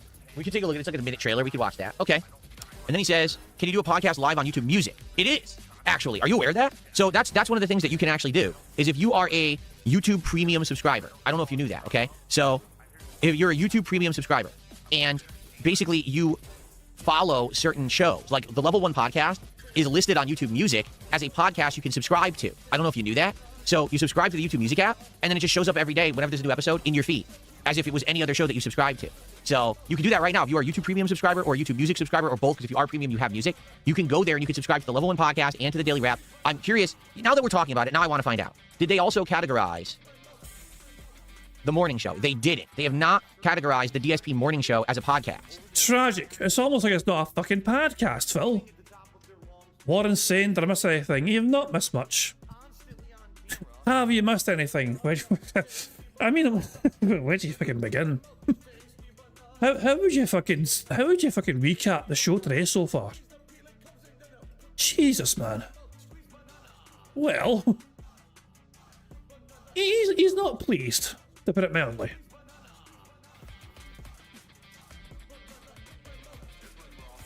Set an existing playlist as a podcast. Here we go.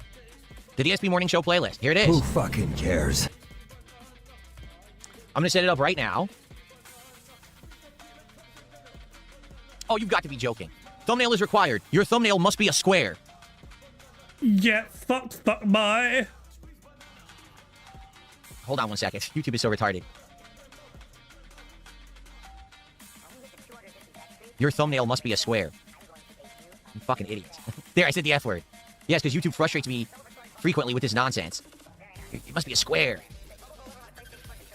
Oh.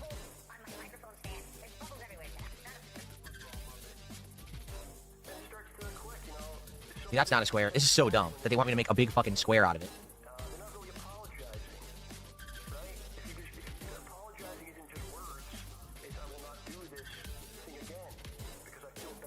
There, that looks like a square.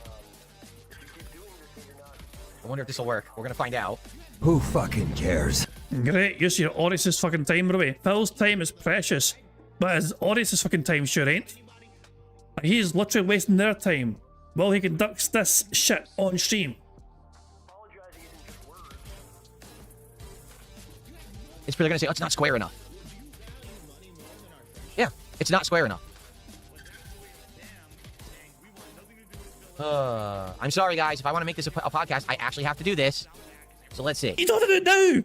But why now? You don't have to do it right now, for fuck's sake. Edit. How do I change the dimensions?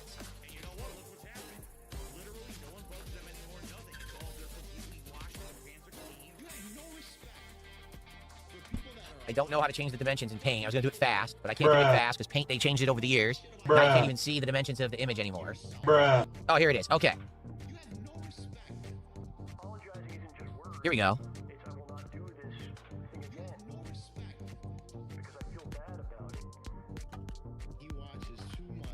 That looks terrible now, but hey, it's a square. That looks absolutely terrible, but it's a square. Here's what I should do then. Okay, hold on. I know what I'm going to do. Sorry for wasting everyone's time because, you know, YouTube is so... You're not fucking sorry. You know, if you're genuinely fucking sorry, you wouldn't have fucking done it in the first place, Phil. That shit could have easily... This shit should have fucking waited until after you're fucking finished your fucking shit. No, but instead, the stream comes crashing to a halt. Because you're piss poor at managing your business, your profession, and your audience's time gets fucking wasted because of your lack of fucking professionalism. So stupid. Oh, you want to make your show a podcast? You need to have a square thumbnail.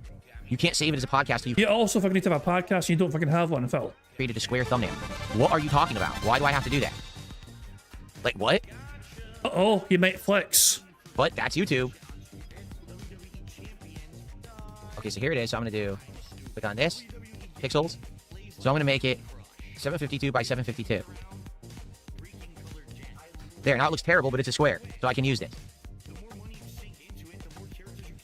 Who fucking cares? Make the bad man stop. I'm going to call it Ugly Thumb. Or Stupid YouTube. There you go. Ugly Thumbnail for Stupid YouTube. That's literally what I just called it. Because I had to do this on the fly. Because YouTube is so stupid. Okay. Hey, look, it took it too. I mean, it's tremendous. Okay, so I've made the DSP Morning Show now an actual podcast that you can subscribe to. So in reaction to what Bog Patrol just said, or was it Bog Patrol? No, whoever just said, hey, can you make your show? I think it was Bog Patrol. He says, can you make it so that it will show up on like YouTube Music? Yes, so here's how you do it now. If you're on YouTube Music or you're a YouTube Premium subscriber, you go to YouTube Music and you search for either the Level 1 Podcast, you search for The Daily Wrap, or you search for DSP Morning Show. You should find that in the feed. You should be able to subscribe to it, and then it will show up in your feed every day. So I did it live. Sorry that I had to do it that way, because, you know, YouTube is absolutely stupid. Oh, you must have a square thumbnail to make a podcast. That's what coders do. Not people who use the site or watch the videos. Coders. Well, if they want to make a podcast, they better have a perfectly square thumbnail or we're just going to deny that. What? Anyway, thank you. The Epsilon Program 2 for $2 says, do you want to understand completely to be complete? Yes. Thank you for $2. I don't think that's what he said. If I go back in time, Oh, you know, clearly felt eating fucking, you know. Thanks for money, dummy. Two for $2 says, do you want to understand completely to be complete? Yes. Thank you for $2. I appreciate that. Oh, you appreciate the money. You don't fucking appreciate what it said. Okay.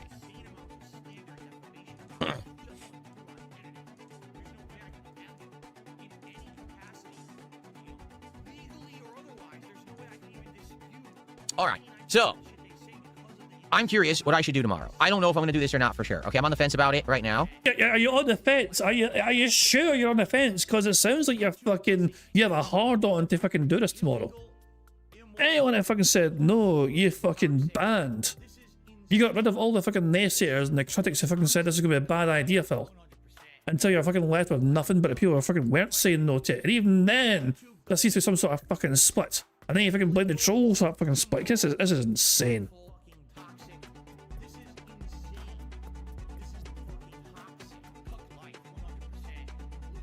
So, we'll talk about it today. Let's see what you guys want to do. Will we do it tomorrow or not? It's up to you. It'll be a test, late stream if we do it. We'll see how it goes. If it goes well, great. And if not, we won't. But if I don't get enough feedback today or people are like, nah, then forget it. We'll see. I'm interested in doing it. All right, I am interested in doing it. But I have to gauge that interest too. I have to not just do it because I want to do it. I have to do it because, you know, you guys want it too, right? It's not just about me.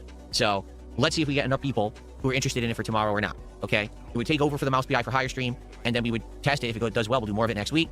But it would push some gameplay, right? What are you going to do? The good news is right now, we're okay on gameplay. We're about to finish. We just finished Dragon Quest. We're about to finish Pragmata tonight. We're getting close to the end of Mouse PI for Hire. So, you know, now would be a good time to do something like this. Boo! Okay. What's up, Mr. Dude? How you doing? All right. So here's the deal. Today is the react show. Let's go. Let's do some reacting. The first thing that I know everyone wants me to react to. It's actually taken him an hour. That's the incredible thing. He's the reason why today's a podcast is because he dedicated today to be a fucking react show. And an hour after he went live, he's finally starting to react to things. That's not an hour since he fucking turned the stream on. An hour since he started talking. He's finally reacting to things in this React Day podcast special. Is this Resident Evil trailer? So I want to do that right now. Okay? Ready? I have not seen this whatsoever. I know nothing about it. Okay? Like, I literally know nothing about it. I haven't seen this at all. So I have no idea what we're about to watch. Ready? The Resident Evil movie trailer. Resident Evil, set in the countryside in snowy area, right? Nice pause. That was fucking definitely worth it, or it's just fucking waste of time. Thank God he stopped the react. Just to fucking point out what we all fucking know, that it's fucking snowing. Yes, just like every Resident Evil game up to now. I had a little bit of a problem on the road. I was wondering if I could use your phone. Hello?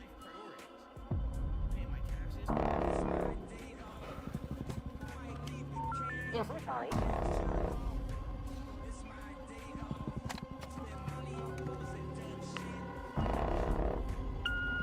Hey, babe, look, I'm really sorry that we got disconnected earlier, but, some things happened.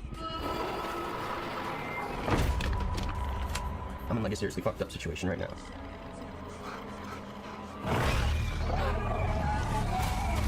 And it looks like there's a chance that we might not get to talk to each other again.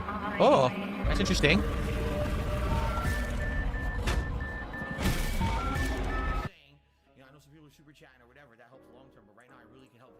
Again.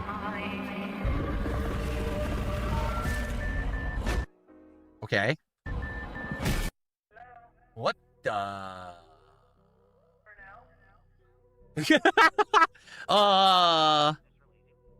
This is Resident Evil? That's a zombie? That's supposed to be a zombie, I guess? That zombie has a lot of limbs. 1, 2, 3, 4, 5, 6 limbs. 3 legs and 3 arms. It's interesting. That's also the world's biggest nightgown.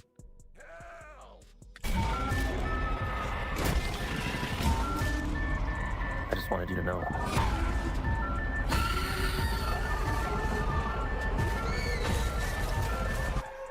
I love you.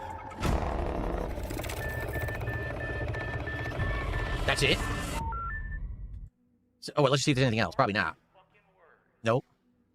So, this is the guy who made Barbarians, which is a movie I saw a few years ago that I did a little movie review on over on DSP Reacts. At the time that I saw it, it blew me away because it was so different from like other modern horror movies. It was very visceral, very gory, very intense, very suspenseful. And at the end of the movie, it didn't fully explain everything, but what was explained was really effed up. And then there was Weapons, which I saw last year, which also I liked. I mean, I didn't absolutely think it was the best movie I've ever seen, but it was a riveting horror movie with a lot of gore at the end, okay? Once again, I think they've done it. And what do I mean by that? I think that what they've done is they've taken the base idea of Resident Evil, and they're going to make a movie or movie series out of it that is not actually Resident Evil. Just like the original movie series that they made, where the first movie was based on the premise that there was some kind of a viral outbreak that turned people into monsters and zombies. And then by the time that they got to the second movie, you realized this really wasn't Resident Evil. Then the third movie, like, this definitely isn't Resident Evil. And then by the 18th movie, or however many there were, you were like, what the hell just happened? You know, the entire series was based off of some super-powered woman who's not in the games and has nothing to do with the lore of the games whatsoever. And, you know, a good action series, but has nothing to do with Resident Evil besides the fact that they would literally copy-paste enemies from Resident Evil into the movies just for an action scene, just for the sake of saying it's Resident Evil, and then make a whole movie that has nothing to do with it, right? So in this case, I think what they've done, this is not going to be an action flick, okay? It's not. It's not going to be like those original Resident Evils. This is now the horror aspect of body horror. People are apparently being mutated into hideous creatures and monsters, right? And if anything, the one thing that it looks like it's going to replicate is that feeling of isolation and solo survival that you get from a classic survival horror game. This guy appears to be alone for the whole movie. He's trying to call, it sounds to me like his girlfriend or whatever, and basically he can't even get through to her. So it's kind of like a solo narration deal, and it looks like he's going to be trying to scrape up supplies and things for himself, you know what I mean, to stay alive. It's interesting. But is it going to be Resident Evil? I mean, there obviously were zombies, but there was also whatever the hell those other mutations were, you know? What are they going right to the extreme from the beginning? Because Resident Evil didn't get crazy until like 4, and then 5, and then it went extreme with the mutations and things, right? But at least for the first 3 games, it was mostly regular zombies, a few variations, bio-terror, things like lickers and things like that, but it was still kind of grounded. And then it went crazy off the rails. Is this going crazy off the rails right from the beginning? And also, interesting, this is not the story at all of anyone from Resident Evil. This is just a new guy who looks like he's struggling to survive, right? Let me put it this way. I think it would be a good watch. I don't know if it's a good Resident Evil film. I don't know if they should call it Resident Evil, but it seems like it might be a good watch. I've seen 2 movies from this guy, and I've enjoyed both of those movies. So along that line, maybe this would be a good Kreger? Maybe it would be a good Zach Kreger film, but I don't know if it's going to be a good Resident Evil film. Does that make sense? Okay. Nope. And by the way, I'm almost positive that YouTube was telling me I can't react to that and saying if you don't stop reacting to it, we're going to shut down your stream. So once again, a movie trailer that apparently you can't react to, despite the fact that it's fair use to do a react, and it's been proven in a court of law that it is. YouTube doesn't abide by the law. Isn't that nice? Okay. So that's that. You barely reacted to it. For the first part. Like, if you don't like how YouTube conducts their business, Phil, go elsewhere. Just fuck off elsewhere. If YouTube upsets you that much, then just try your luck elsewhere. Go all in and kick, why don't you? I think we have a few shout-outs to do, and then we will, I have one shout-out to do, and then we will do the next react.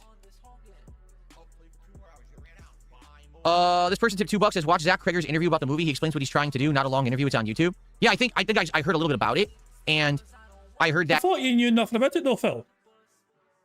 I thought you said you fucking went into this without not knowing anything, and you're clueless, and first time knowing or seeing anything. So you did know some things about it then? Basically what he's saying is he wants to make a movie that is not the games. That if you want the games, play the games, but this is in the, you know, the universe of the games, but it's meant to be its own standalone thing. That basically, in the games, when you play as these characters who are already established, like let's say he made a movie about Leon. Well, Leon's already like a superhero in the games, right? But if you actually want the movie to be scary, you have to like a normal guy trying to survive in this crazy world of established horror. And I think that's what he was trying to do, is do something really different. I guess that makes sense. I just hope that it is. Here's the problem. The original movies weren't canon at all. They had nothing to do really with Resident Evil, despite having that name and copy-pasting the creatures from Resident Evil into them, right? There you go. I got another $2 tip. Are you ready for the New World Order liberal, this person says. The New World Order liberal? Who's that? You think that the New World Order is going to be a liberal? I don't know what this person's talking about. Thanks for $2. Okay. That is true. Jay Kuma says, you're also describing the plot of Resident Evil 7. You're right. The plot of Resident Evil 7 was you're supposed to be like a normal guy who gets sucked into the world of Resident Evil out of nowhere and he has to figure out how to survive. Then, of course, the plot goes off the rails when he's infected with the mold and all that crap, right? You're right. Big Mac says, what do you think is the reason they just won't make movies based on the games or even Ethan Winter games? It's a good question. Because it's established lore. It would be easier to make because the story's already done for you, right? They would just have, imagine if they did a movie that was just Resident Evil 1, following the paths of Chris and Jill through the mansion, and maybe you could go back and forth between the two of them, and at the end they unite to fight the tyrant, and then they escape, and then they could do Resident Evil 2. Same time frame that... I don't think... Like, if you try to fucking make a video game into a movie based on the video game exactly, I don't think it'd be long enough to be a movie. But video games would take longer than a movie would, because obviously you're trying to play the game, and you might, unless you're trying to speedrun the bastard thing, then yeah, it'll take longer. Like, yeah, so yeah, maybe they could fucking take multiple games if they fucking follow the same sort of like trajectory and path and story and a certain degree, you know. But if you just took like one game and tried to make a movie out of it, you're basically just... It's like cutscene simulator, basically. You're just basically cutting out the gameplay for the most part. And just like, here's a cutscene here, turn it into a fucking movie. There you go, done. Next. Who'd want to watch that though? You just played a fucking game. Chris and Jill were doing stuff, but it's Leon and Claire. And they go through Raccoon City, and it's their two juxtaposing scenarios back and forth until at the end they survive together. You know what I mean? They could do those movies. I don't know why they don't. Maybe they don't have confidence in it. But, I mean, these are ridiculous high-selling game franchises that are tried and true hits. And they have established fan bases that likely would go and line up for the movie. I mean, everyone went to see Resident Evil 1 in theaters. Like, literally everyone. It was like a cultural event. I didn't do it. I guess I missed out. Because people wanted to see, can they make a video game movie that's good? At the time, they hadn't made one yet. That was good. And so, everyone went to see that crap, and it made a ton of money. But then it was the subsequent films that came out after it that people realized this is never going to have anything to do with Resident Evil, is it?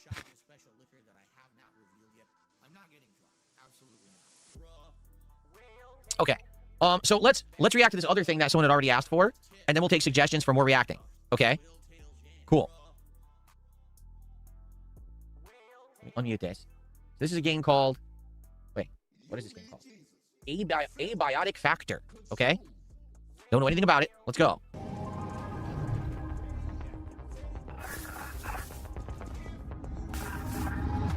Is this a collaborative game? Oh no, film might require friends. What the?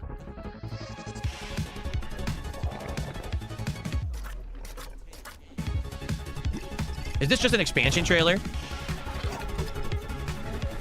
I think it is. This isn't actually the trailer for the game. I thought it was. Here we go. Dumbass.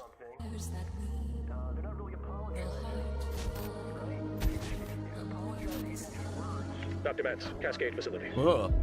We are charting new territory. I feel we have passed through the looking glass.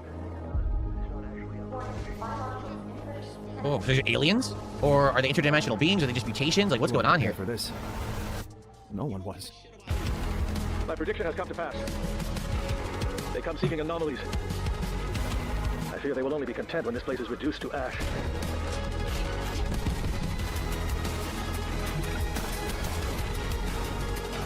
There's a million universes out there, and they're all trying to eat each other. Maybe So it's a multiverse plot. Simply our turn. It's been a long road, but I truly think we're nearly there. Ask yourself, has the moment arrived? Or will it wait?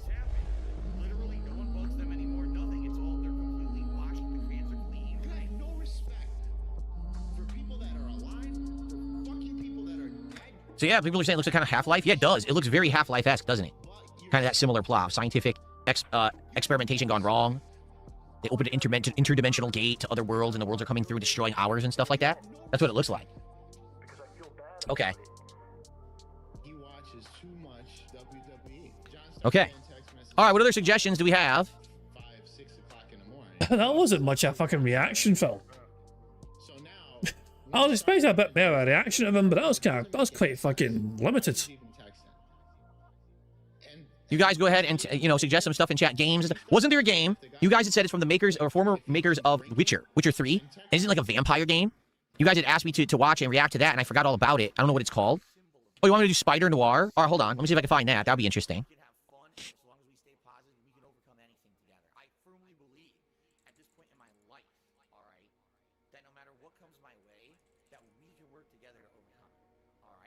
From Sony Pictures Television, Spider Noir. Now, hold on. There's two versions. There's a full color version, and there's a black and white version. Oh, no. Phil is confused because there's multiple choice. You want to know what's weird? The full color version has 3 million views. The black and white version only has 294,000 views. Do you not understand that it's supposed to be black and white? Oh, where am I? Here we go. Wait, there's too many. There's a Prime Video. I don't know which one's real. Oh, no, this is... Okay, this one has 6.5 million views. Okay. This must be the good one.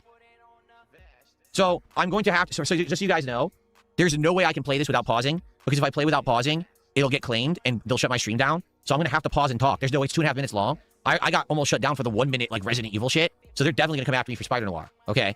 I'll do my best. Every mystery forms a complex... Why is the volume so low? That was a quick fucking pause. What the hell? Why is the volume so low? I can barely hear Nicolas Cage talking. Why can't they get a solid volume that's set for all this shit? How dumb. All right, so I got to pump up the volume on the stream. Hold on. Okay, hopefully you can hear it now. Okay.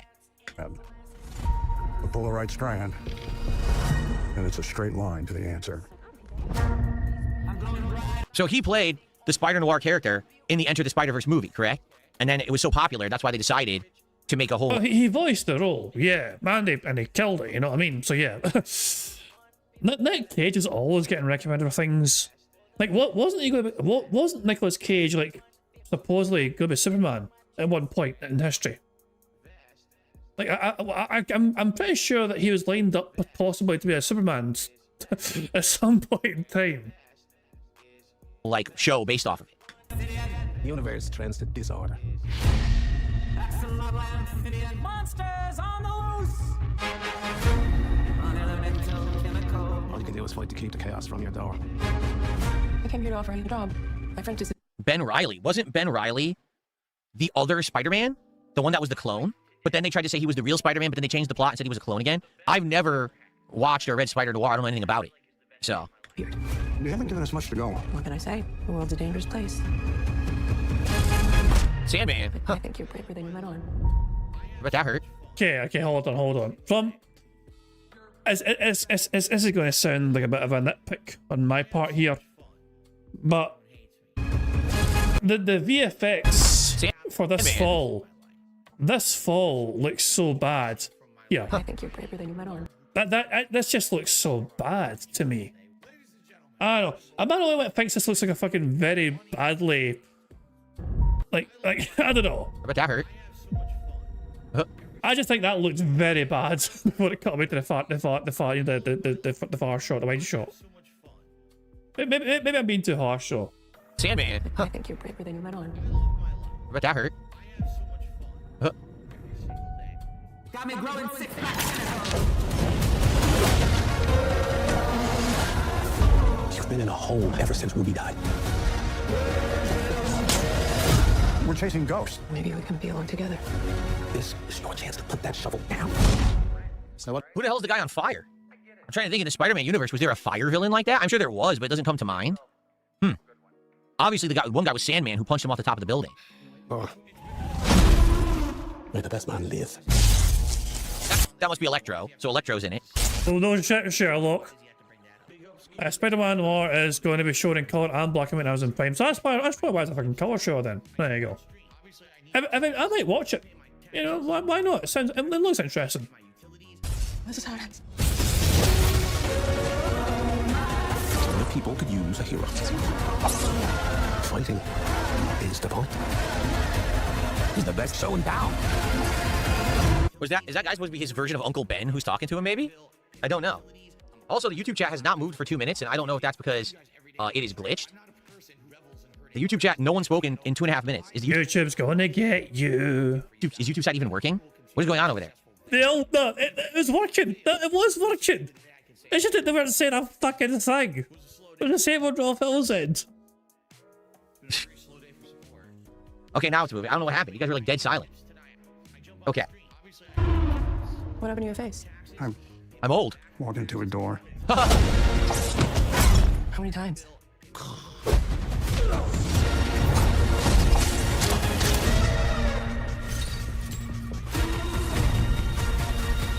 Well, that's new. Yes, it sounds crazy, I know.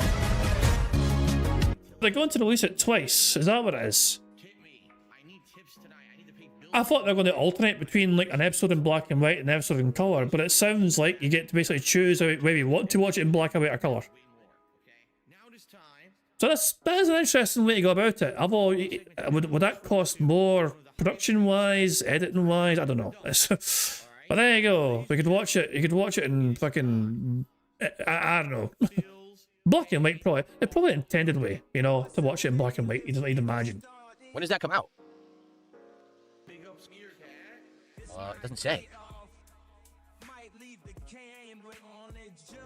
Oh. It comes out May 27th? Oh, interesting. I want to watch that. Here's the thing. The one criticism I have of that is...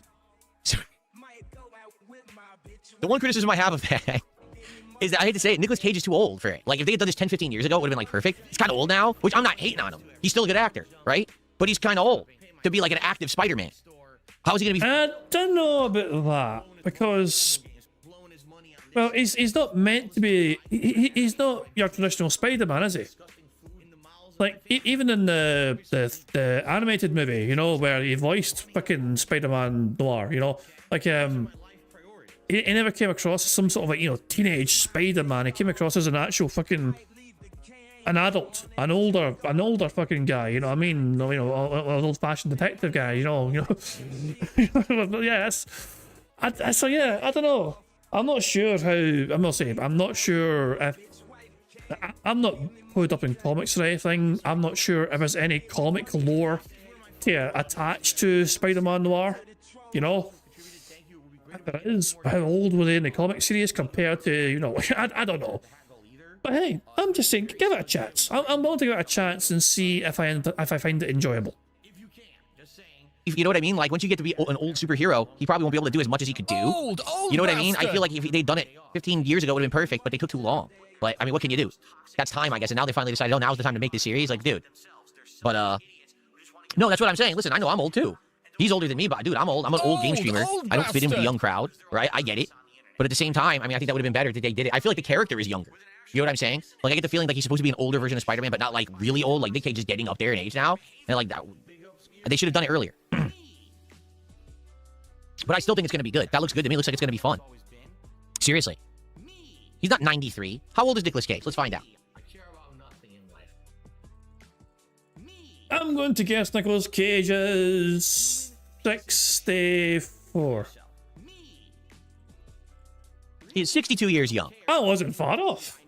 That's actually, I'm going to be honest, I thought he was older. He actually looks older in the show, doesn't he? I thought he was like almost 70. He's only 62. That's not so bad, I guess. There you go. All right. Not so bad. Could be worse. The Blood of the Dawnwalker. Thank you. This is what people were asking me to react to. The Blood of the Dawnwalker.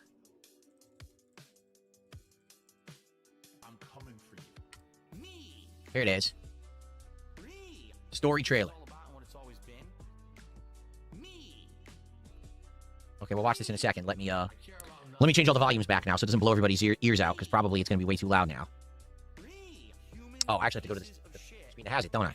Some genius level stuff right there. Okay. All right, here we go. Blood of the Dawnwalker, a game supposedly from former game developers who made Witcher 3. Why is the frame rate so terrible? You see how bad it's all choppy? This is officially on the PlayStation channel too. Wow.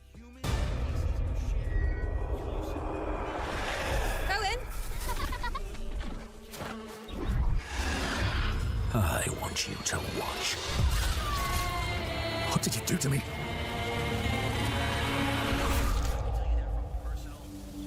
Where are they? Where are my family?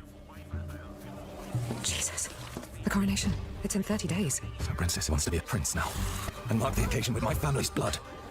Princess... Oh my. Sorry if I interrupted you guys, but I didn't realise I completely forgot to ask how many likes we have. 38 likes apparently. That's actually... I didn't count our free space for getting likes on today's stream yet. So yeah, we have over 25 likes already. I think we got it ages ago, but I forgot to fucking ask and count it.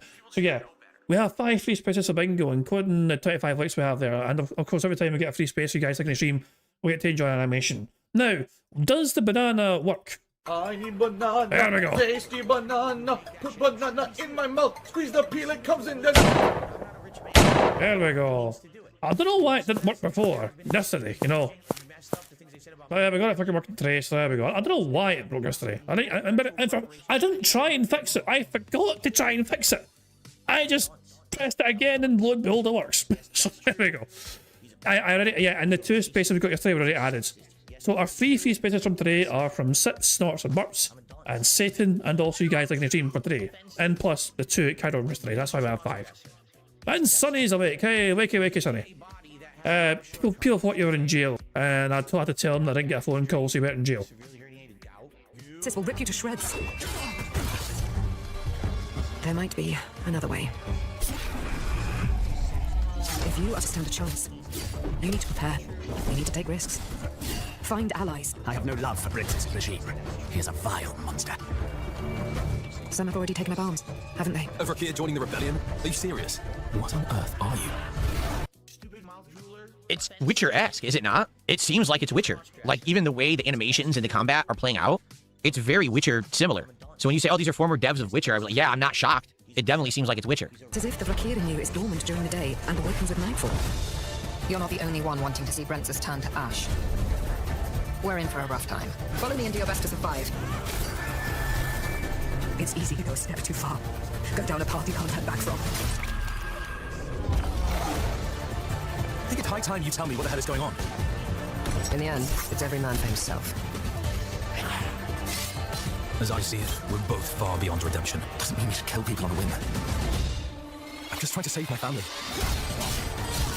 Good. Bad. Fairy tales. People tell themselves to preserve their sanity.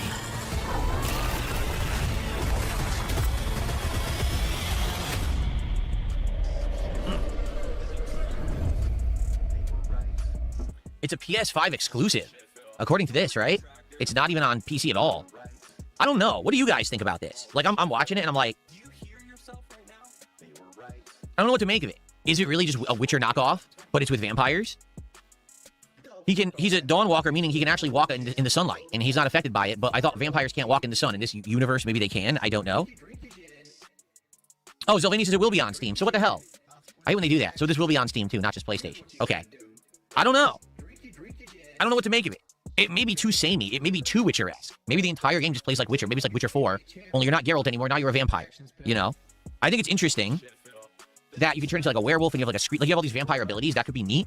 And depending on how maybe you level your character, you can use different abilities. That could be interesting. I don't know. Let me put it this way. It doesn't look awful, but it also didn't impress me either. I'm kind of like somewhere in the middle. So that's kind of a game that maybe it's worth... What a valuable, worthwhile opinion from you, Phil. So glad we got to fucking wait for your reaction to that. Such valuable input from you. and by the way, Sonny, I would recommend, Sonny, watching Phil's stream today for the first 30 minutes, live, raw, unfiltered. It has to be seen to be believed.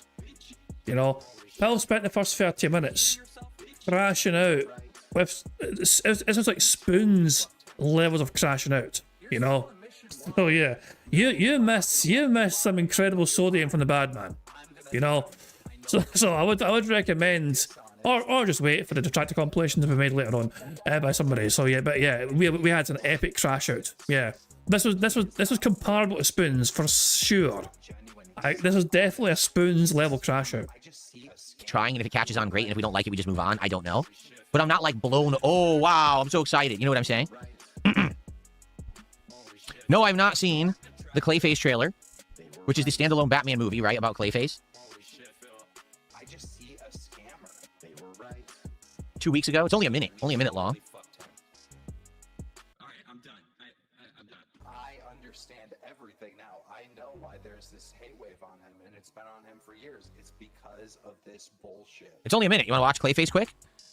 Okay. Who fucking cares? He's very handsome. Take a look. Anybody care what this guy thinks? No!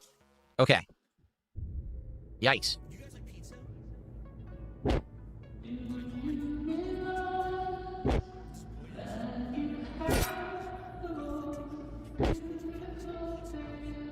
You have to like pause to see the things in between. There's flashes. Ugh. Oh man, his mouth.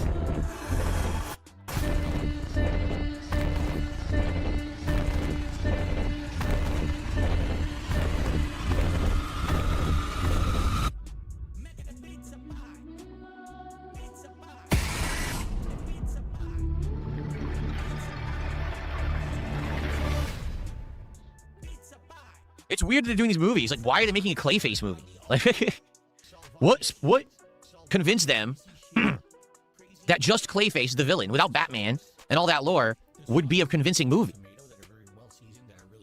Maybe an origin story? Who knows? You know? Right? Like,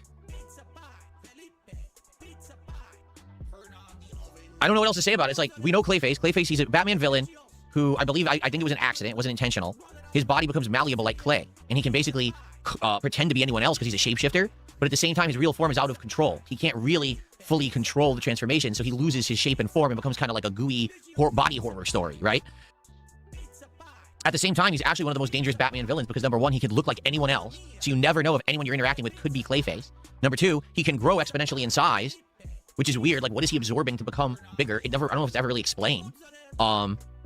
And he could become like hardened, so he could have like limbs that are like giant weapons and stuff, or he could turn to blades and like stab and impale you and stuff. Kind of like the T-1000 from Terminator 2, right? That's kind of what one of the things that it's kind of based on or similar to. And Batman tries various ways to stop him. He tries superheating him, supercooling him, you know, to try to kill him, just like the T-1000. So, pretty crazy. I don't know how that movie's gonna go, but no matter how it goes, I kind of feel like it doesn't matter because you know that if he's gonna be a Batman villain in that James Gunn DC universe that they're now creating, he can't die, right? No matter what happens in the movie, he's going to be fine because he eventually has to show up later on for Batman. So there's really no stakes involved in the movie. It's just an origin story. A body horror. That's like fucking watching like a war movie, expecting the fucking Nazis to win. You know? every war movie you've ever fucking seen, so I wonder this one's going to fucking end. Well, wait, what do you mean the fucking Nazis lost? The Allies won? Who'd have saw that one coming? I'm shocked at that fucking plot twist. Origin story. Yes, Batman defeated him tons of times. Very, very similar to Sandman in the Spider-Man universe, where his body is very malleable and can take different forms. So, you know, Spider-Man would find ways to mess with Sandman, hit him with water and stuff like that. So it's the same thing with Clayface, you know?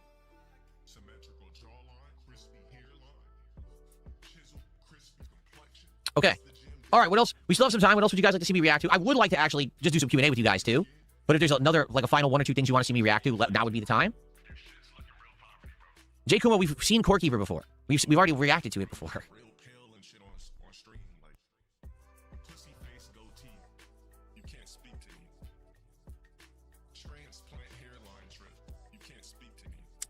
Doesn't seem like anyone's suggesting anything further. So maybe we'll just chill then. For like the final half an hour, we'll do some Q&A or whatever. All right, yeah. So you guys tag me in chat. All right, anything you guys want to talk about? No, I'm not interested. Remember, the podcast is different from the morning show because the podcast has structured, planned, scheduled segments that take longer than an hour. But Phil wasted the first hour berating his audience for fucking thinking his idea was terrible. and then finally started reacting eventually to things which only took him about 30 minutes.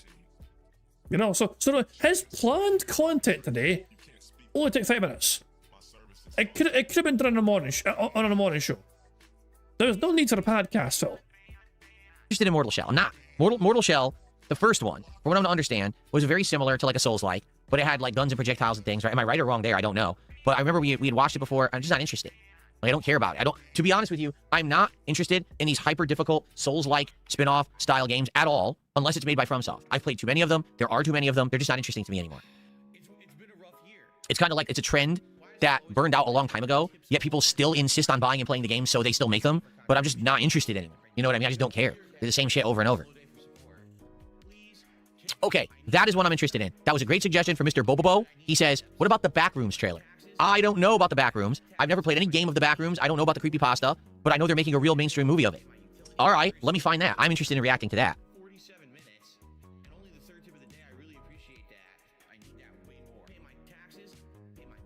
Don't know why I started playing ambient music. I didn't tell it to. You are the DJ. You control the music, Phil. It's actually a month old. I didn't even realize that. Damn, I never saw it. Okay, 27 million views. I'm going to assume that's the real one. Okay, let's watch it. It's 2.5. No, it's 2 minutes long. Cool. The back rooms. Ready? Okay, ready? I found something. In the store. Hey, it's A24. Isn't that the film company that produced it? Okay. What did you find? Look at that. I found a place. Huh.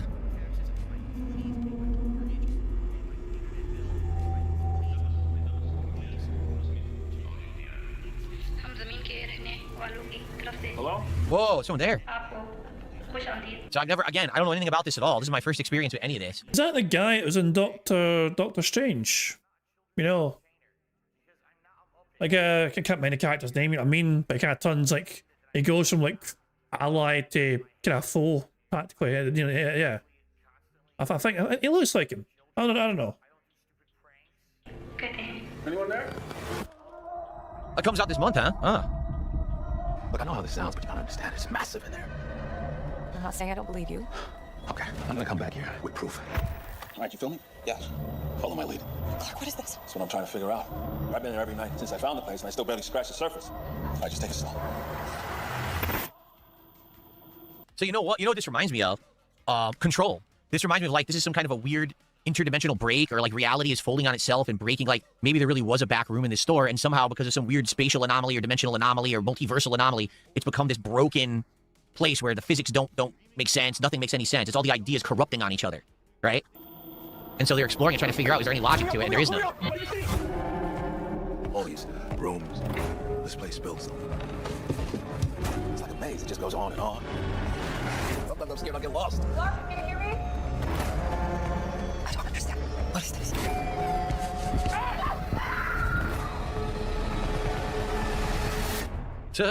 It's beautiful. Oh, guess what? It's, I have to pause. And Hello? YouTube be fucking Phil once more. I have to go off the screen because they did detect the trailer. I want to watch the rest of it, but we have to go back here for a minute because YouTube detected it, and even though it's illegal to do a react, it's been proven in a court of law. YouTube says, we don't care about the law. This trailer was loaded into our database, therefore you have to stop reacting to it or else we'll shut down your stream. So I have to... Wet. Fucked. Wait. Backroom Ideas was from 4chan originally, and Control was inspired by it. Interesting. No such issues on my end. Only Phil got stuck, I guess. Maybe something to do with, like, trying to run ads or something, who knows. So dumb. The YouTube thing is just so dumb. Like, they have no legal right to do any of this. You can't shut down my fucking stream because I'm reacting to a movie trailer. It's illegally... They fucking can. If you don't like YouTube's fucking policies, get the fuck out of YouTube, bitch. Viable to do. A judge ruled it legally viable that as long as you are reacting and giving impressions or whatever, it is considered review and commentary, and you can do it. Doesn't matter if it's copyright, doesn't matter if it's licensed, you can still react to it. All right? Maybe if you want, you can argue the ad revenue should be taken away or shared. But you can't shut down my stream because your system is busted and you're too lazy to design a real one. These are the same nerds who code YouTube and they think they're so smart. They can't be bothered with making a system that works. They just make the one that arbitrarily shuts you down no matter what because they're too lazy to make one that really works. I don't even care about making money on this react. I just want to react to it. Bitch, please. Your whole life is sitting around fucking making money. Every single fucking waking second of your fucking miserable fucking life is centered around so you can make more fucking money doing this thing or that fucking thing. To know that it exists and share that experience with you. It's legal to do so. A judge said it was, but YouTube doesn't care. And it pisses me off that they get away with it. They should actually be forced legally to make their site abide by the law, and they don't. Okay, when... So, Judge is going to have a fucking field day with this one. Sonny's going to be rubbing his hands with fucking joy with this shit.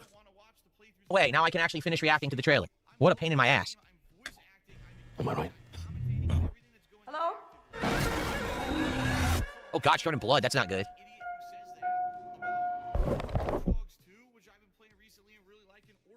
See, I think it's an interesting premise. It can make a fascinating movie. And it doesn't have to be overly complicated. It doesn't need tons of budget or special effects. It could just be they build these series of rooms that are just even more horror, horror stuff, right? Here we go. Let's see here. No, I'm not responding. Oh my god, I'm just ignoring it. Fuck this nonsense. Okay. Wait. So they want to respond. What? Who is it? Is that? Hold on, I'm trying to think here. Is it possible that he was reacting to Ever Cowboy Fan there? Would you be open to reacting to QQ's recent interview if possible? Of course, QQ interviewed Ever Cowboy Fan. So I've got a feeling that Phil was responding to that. No, I'm not responding. Oh my god, I'm just ignoring it. Fuck this nonsense. Okay. Stupidity. Okay. What else could that have been about? You know? I don't think there's anything in Kick that is asking Phil if I can respond to something or whatever. You know, I don't think so. No. I think he responded to Ever Cowboy Fan there. You know? I think that was definitely aimed at Ever Cowboy Fan. No, I'm not responding. Oh my god, I'm just ignoring it. Fuck this nonsense. Okay. Stupidity. Okay. Aren't you well respected, Ever Cowboy Fan, eh? I mean, at least we fucking call you a dent openly, you know? But here's Phil fucking pretending to fucking respect you, you know what I mean? At least we fucking openly... Oh, to be fair, I don't know if you guys have seen the QQ interview with Ever Cowboy Fan. I personally think it's worth a watch, you know? And my impression, my take for what it's worth, if it means anything, I watched it and I had a better impression of the guy. Now, he still likes watching Phil, which is bizarre. That's weird to me, you know what I mean? But at the end of the fucking day, though, they actually came across, you know, as they seem like an innocent enough person, you know. So don't fucking know them whatsoever, you know what I mean? But they seem okay in the grand scheme of things. And no signs of them being a fucking Derek or whatever, you know what I mean? Which is a fucking promising sign. But yeah. Jay Kuma says it's kind of cool they're using internet lore. Let me actually play some music now. It's kind of cool they're using internet lore to make an actual film. At the time, analog horror was on the rise along with disturbing liminal space images. It seems interesting to me. I agree. I think that could be a fascinating movie. I want to see it. Comes out in May. What I'm hoping is that kind of movie might not play well in theaters, but once it hits digital, it probably will do really good. So hopefully it'll go on demand like quickly so that we can actually watch it on there. Like for example, I was really interested in Iron Lung when it came out. I don't care about Iron Lung anymore. Like that ship has sailed. I don't give a shit. I wish that Markiplier had found a way to get Iron Lung digital like right away. It's too late. I don't care. It sucks because I would have watched. But why? It wasn't in every single movie theater, and he was doing, and he basically kept getting more demands and requests from theaters to, because people were asking their local movie theaters if they could get Iron Lung, and so the demand grew, and therefore it benefited him more to keep it in cinemas. It's fine. But Phil doesn't care now because it wasn't immediately available on demand. What a fucking pretentious cunt. Watched it and loved it months ago, but now, you know, that fad is done. The fad. The movie is no longer good because it was a fad. So you can only watch movies at certain times, otherwise it's not good to watch anymore, Phil. Is that what you're trying to fucking imply? He's talking about Markiplier's movie, Iron Lung. And apparently it would have been good to have watched at the time it came out. But if you don't watch it straight away, then it's not worth watching, apparently. Make sense of that if you can. Yucko Mighty says, maybe just put the trailer on a small screen on small square in your corner of your screen and play music. I know. Oh, I want to watch a trailer. I have to shrink it down, distort it, flip it, make it monochrome, or reverse the color scheme, and then play music while I'm watching it. Then maybe I have a chance I can watch it. Thanks, YouTube. Yikes. Amir, I've not heard of that one. He says there's a movie coming out called Hugh Jackman's Death of Robin Hood. Well, I'll be honest with you. I would react to it, except we already had some problems. I think I'm done reacting for today. I think we did a lot there. Okay? So, all right. So, again, thank you for chilling with me here. We have about 20 minutes left to hang out before Are you going to ask him money? You going to ask him money, Phil? I sense a beg. We end the show. So whatever you guys want to talk about, tag me in the chats. Let's see what you guys are interested in. Mercury Plays is asking, am I interested in playing Final Fantasy VI Pixel Remaster? Yes. Like I said, now that we've finished Dragon Quest VII Reimagined, okay, what I would like to do is get into the Pixel Remaster collection again. I've only played one of those games. It was 5, okay? I would love to play 4 or 6, which are the 2 that I grew up with. Those are the first 2 RPGs that I actually played in their entirety. So I would love to play those games for you guys as playthroughs on the channel. I've already played them before, but never the Pixel Remaster, so this would be full HD, widescreen, redone visuals, redone music, stuff like that, tweaked, made better. I would absolutely love to do that. But we're not going to do it right away. We just got out of a nearly 60-hour RPG playthrough. If I'm going to do a game like that, I'll probably wait for later in the year at a time when maybe there's nothing else going on and we're looking for something for the rotation, then we'll bring it in. So, am I going to see Supergirl this summer? No. I didn't even see Superman, so I'm not going to see Supergirl. I do still like Mouse PI for Hire. I'm enjoying the game a lot. I can't wait to play it again. We apparently have 50 likes. Sonic says we have 50 likes on the bingo stream, which is great news for us because it gives us 2 more free spaces, which brings us up to 7, and it means we are now 2 away from a full house as things stand. And of course, to celebrate getting 50 likes on the bingo stream, we will play the Bubbles animation made by a supremely talented Pixar animation to celebrate 50 likes on the stream. But remember, you got to keep an eye on the bottom right for Jasper Kitty to do his thing. Fuck him up, Jasper. Good cat. King Michael, I'm well aware of that. He says, I'd rather see Mouse PI tomorrow. I would still watch you react, but I don't like drama. I hear you. I know. It's not for everybody, right? Am I interested in the new Virtua Fighter coming out? Maybe. Maybe, I don't know. I've only played that one Virtua Fighter, what was it, 5? The one that came out on like PlayStation years ago. I played it and I liked it, it was alright. Like, my problem with Virtua Fighter is, it's a very technical game. You really do need to memorize and master a character to play well with them in a competitive way. And the reason for me that I stopped playing it was, I would have had to play it dramatically more. Member bomb. My biggest fans are idiots. Thank you very much to Sunny for getting 5 members to the channel. Very kind indeed. That's going to our free space right there. And those memberships have gone to Disco 23, Kobold, GTEBT, Tom Tony, and Battery Exhausted. So if you get a chance to thank Sunny for the membership, make sure you fucking do exactly that. Good stuff indeed. Thank you, Sunny, for the free space and support the stream. It is very kind of you indeed. So there we go. Hold on. Let me just kind of get rid of these animations. It's like 2 more. Okay, cool. Oh, shut the fuck up! Thank you very much to Alex for the super chat, $5 super chat. It says, big ups to Pixar Animations. He finally got his YouTube channel back today. Thank God. About time. That has been long. So in case you guys weren't aware what happened with Pixar, he was not able to get access to his YouTube channel for well over a month now. You know what I mean?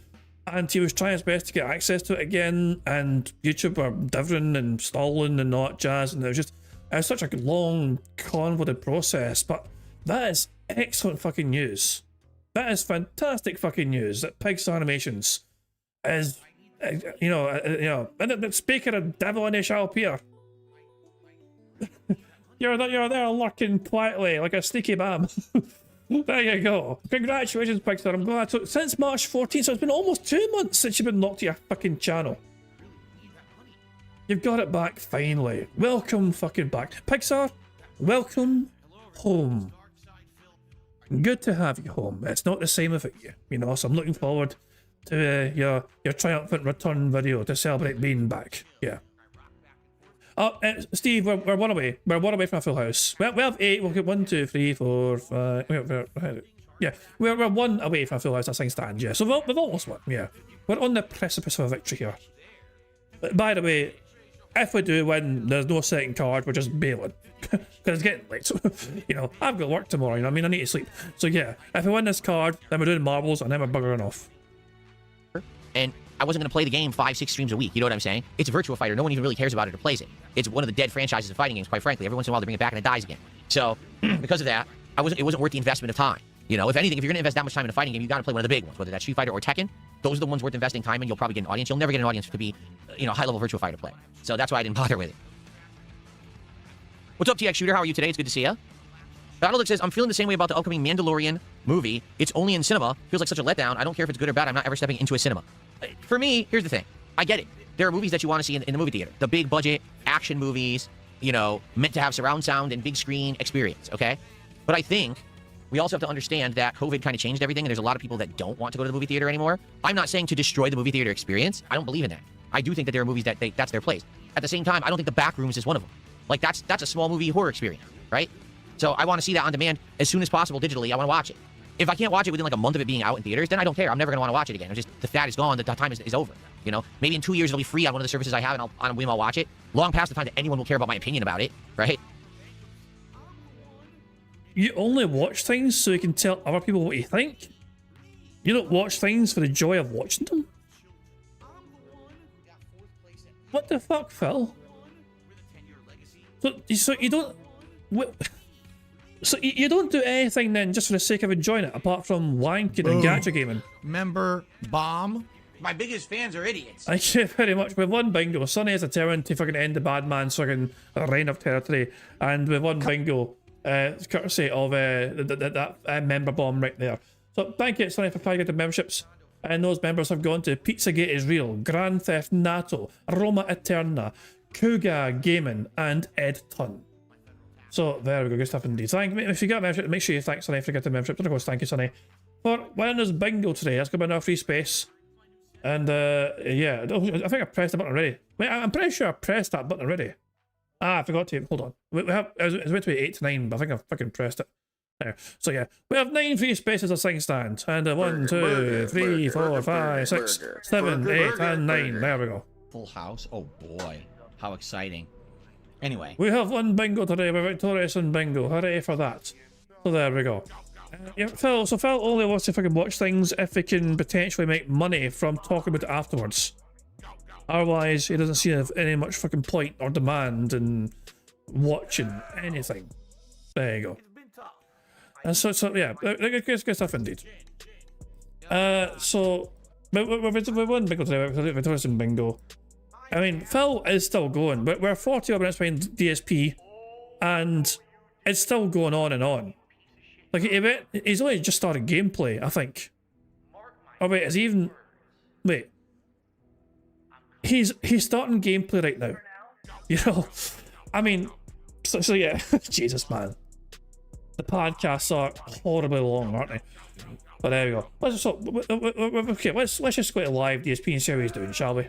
I'm gonna up the volume here in my speakers as well. He's not I think this game yet. has lower volume for some bizarre reason. He's not recording yet, by the way. He's literally just about to start recording for gameplay now. So the game apparently does have an autosave, unlike Returnal, and you can stop playing runs in the middle and just resume later. Oh, I forgot he fucking had this shit on pause the whole time. I forgot he had it on pause for the longest fucking time. Because he wasn't sure about the autosave feature. It would have been nice if the game had explained that, so I knew that, but it never bothered to. So there you go, the bad man so now is on $50 dues of support so far. So there we go, the bad man's on $50 of support. Hooray for that. Who fucking cares? So he dragged that shit out for the longest fucking time, only to start gameplay with 10 buckaroos. Fuck me, man. Was it worth it, Phil? Was it fucking worth it? Anyway, it is time for us now to fucking enjoy some Marble to celebrate the full house. So let me very quickly, first of all, check the community post to see if there's any brand new marbles to add. And it looks like there are not any brand new marbles to add. So good stuff indeed, just means we go straight into it then. Cool. Right, let's get off that screen and let's pick a course for today's marble race. Right, let's go to community and let's hit a random. And let's see what random course we have for today. This one is called Prime Kaleidoscopic Tunnel. It was made by Niftiness. It has an 11% elimination rate and has an average finish time of over 3 minutes. 112 marbles will roll. Only one can win. Will your marble be the one that wins today? And could you win one of 3 excellent robust style prizes, such as an intro shoutout, or a fucking full house ticket, or even a Scottish Soundboard pass? All very good prizes, each one more desirable than the other, depending on who you ask. The course looks like this. We go down here, round there, down there, through here, through the light show. Holy shit, man. This is... Okay, I am definitely going to follow for going through this is like some sort of fever dream, man. This is this is lovely. If you like that kind of thing. Up and a couple of tunnels here and all that shit. Another one here. And there's twisted tunnels there. And there's twisted tunnels up here. And twisted things in there. There's a sun, there's a random sun right there. Then through here. Jesus, man. I feel like I'm going through a fucking music video. And what happens here? Do you get bounced up here? Is it possible to get through? I didn't know how you get through here. I guess you go through here in some capacity, either top, middle, or bottom, whatever, and then just keep going. And there's portals everywhere. Oh my god, these portals do anything. Okay, this is a trippy looking course. Aye, this is... yeah. And then it looks like we head towards the moon. Bam. Straight into the fucking moon. The finish line is right afterwards in this big bowl. Holy shit, man, this is a course. Is this a shortcut? Wait, is this a shortcut on top? Is it possible to get a shortcut on top here? It looks like it. Hold on. I'm gonna head back to the start anyway, but I'm very curious to see. Those are speed boosts, so yes, it looks like there's a possible shortcut here. Maybe those portals you go through down the bottom will send you up here, and it might be actually a fucking quicker method to get there. Anyway, we're gonna fly back to the start. Let's hit start and let's go. At time, go. We're following Sideways Welshman here for now. As we spin around in a circle here. Wee, and all that. Who's going to be the first marble to drop down? Kyle Denson, you're looking like you're curious to go down first. Look at Kyle Denson. Flirting with first place. And it looks like Kyle's going through first after all. Or he almost was, so he ain't overtaken. He was in first place, but now Cody Crusader is in first place, and now Lady of Ravens is there. Kyle Denson, you're bouncing back forward, but now Darkside Ranter's in first place. This is going all over the fucking place already. We're going to follow Darkside Ranter. Their marble seems to be doing well so far as they bounce away through this area. Mage of India is bouncing the way forward, but there's more speed boosts and bounces and more bouncing. Natarone is now in first place, and Mage of India is there. Ends there. There's Alexander C. Where's BST? Cody Crusader's up the fucking top somehow. That's Pixar. I didn't even know it's in first place anymore. Now Vetfly's going the wrong fucking way. Badbacks, you're going the wrong way now. George Fraser somehow fucking died. Mage of India's in the lead again. Gangster of Wolves is overtaken. This is impossible to try and keep tabs off. And yet you go for it. Oh my god. That's going to slow you down. Jade! You get the fuck away from first place! You're not allowed to win, you dick. Gang of Wolves is trying to make their way through here. Surely. This is fucking chaotic. Jade is threatening first place. This is a big... This is not a drill. Jade might fucking cause us to flip the leaders over. If Jade wins, we riot. And plus last place will be first. You do get teleported at the top. Gang of Wolves, this might be beneficial to you. Because you are still in first place here. As you roll your way towards the end.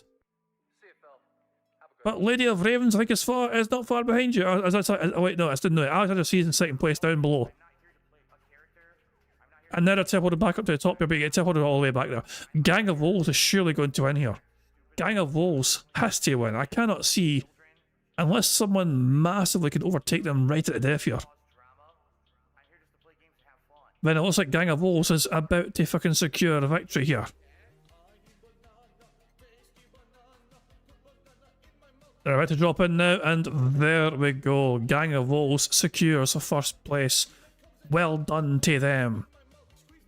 That teleport was beneficial to them massively.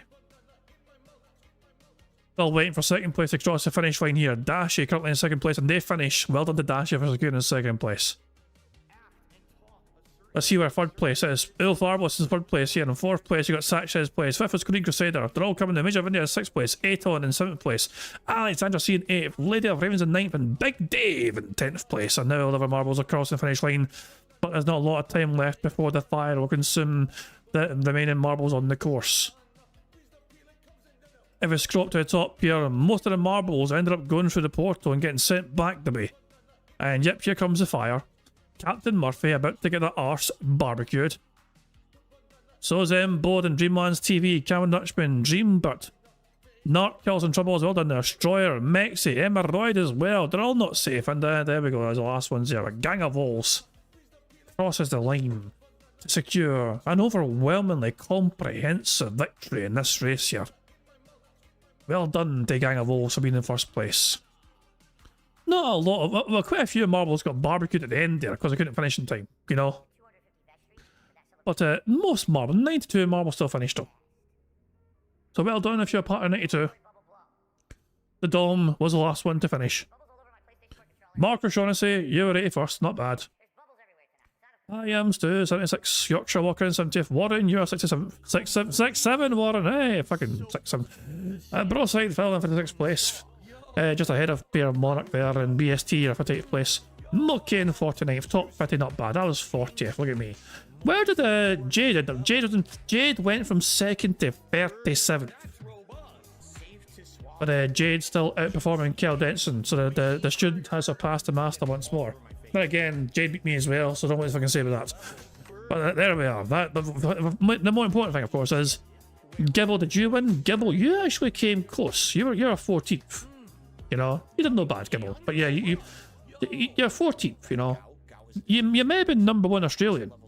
You know, I don't know. I mean, you may have been the top ranked Australian at least.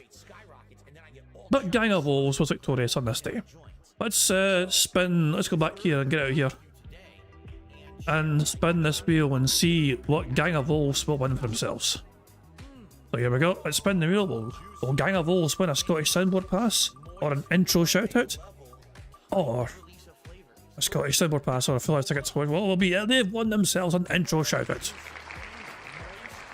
Congratulations to Gang of Wolves. They have secured for themselves an intro shoutout which will appear on tomorrow's bingo stream before the bingo goes live properly. So there we go, good stuff indeed. Well, I think I'm going to call it quits soon and wrap things up there. This was a bizarre... I mean, today was one for the ages. This... I mean, to recap today, Phil saw a fucking bit of drama, a nice juicy bit of drama, which he was hoping to try and insert himself into, even though he had nothing to fucking do with the fucking drama. Okay? He asked his audience, pretending it was a fucking choice, if they would like to fucking see him react to this, and overwhelmingly they said no, which pissed off Phil, because he wanted him to say yes, Phil, that's a great idea. And so waves and waves and waves of bans occurred. and still, even though so many people said no, he still might end up doing it anyway. Who knows? We'll have to wait and fucking see. But yeah, I was fucking. I am looking forward to fucking seeing the results and recaps of that. You know, what I mean, like the retractor compilations are gonna be fucking delicious. I'll just say that. But yeah, I'm going to wrap things up there. And of course, bingo shall return tomorrow. Feel free to join me for some more robust bingo antics and shenanigans. But until tomorrow, I'm going to end how I always end, by playing Notorious P.I.G. made by the supremely talented and recently reinstated Pixar Animations. So until tomorrow, guys, I hope you all have a good one, and I'll catch you all later. Goodbye. On September 14th, a pre-authorized payment of $16.51 from PayPal.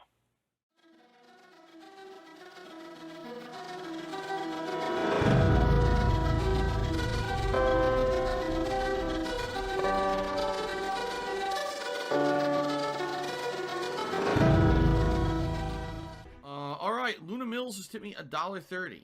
It says, "I'm back. What's your favorite type of shower?" When you're showered in money. When you go outside and all of a sudden greenbacks start falling from the sky and you raise your face up, you're like, oh, you start dancing, you go, oh, money, money, yeah, yeah. All right, I don't know what the hell you're talking about, but thank you for the first tip of the day.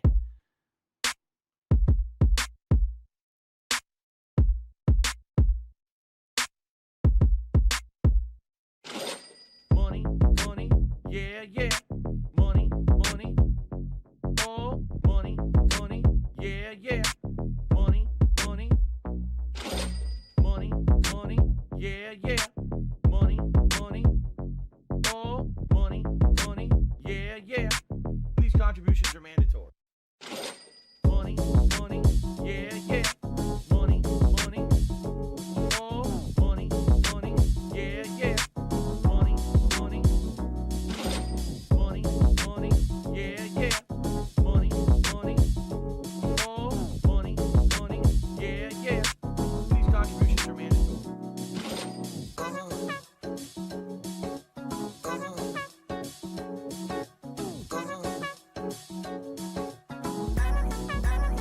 gonna be the money.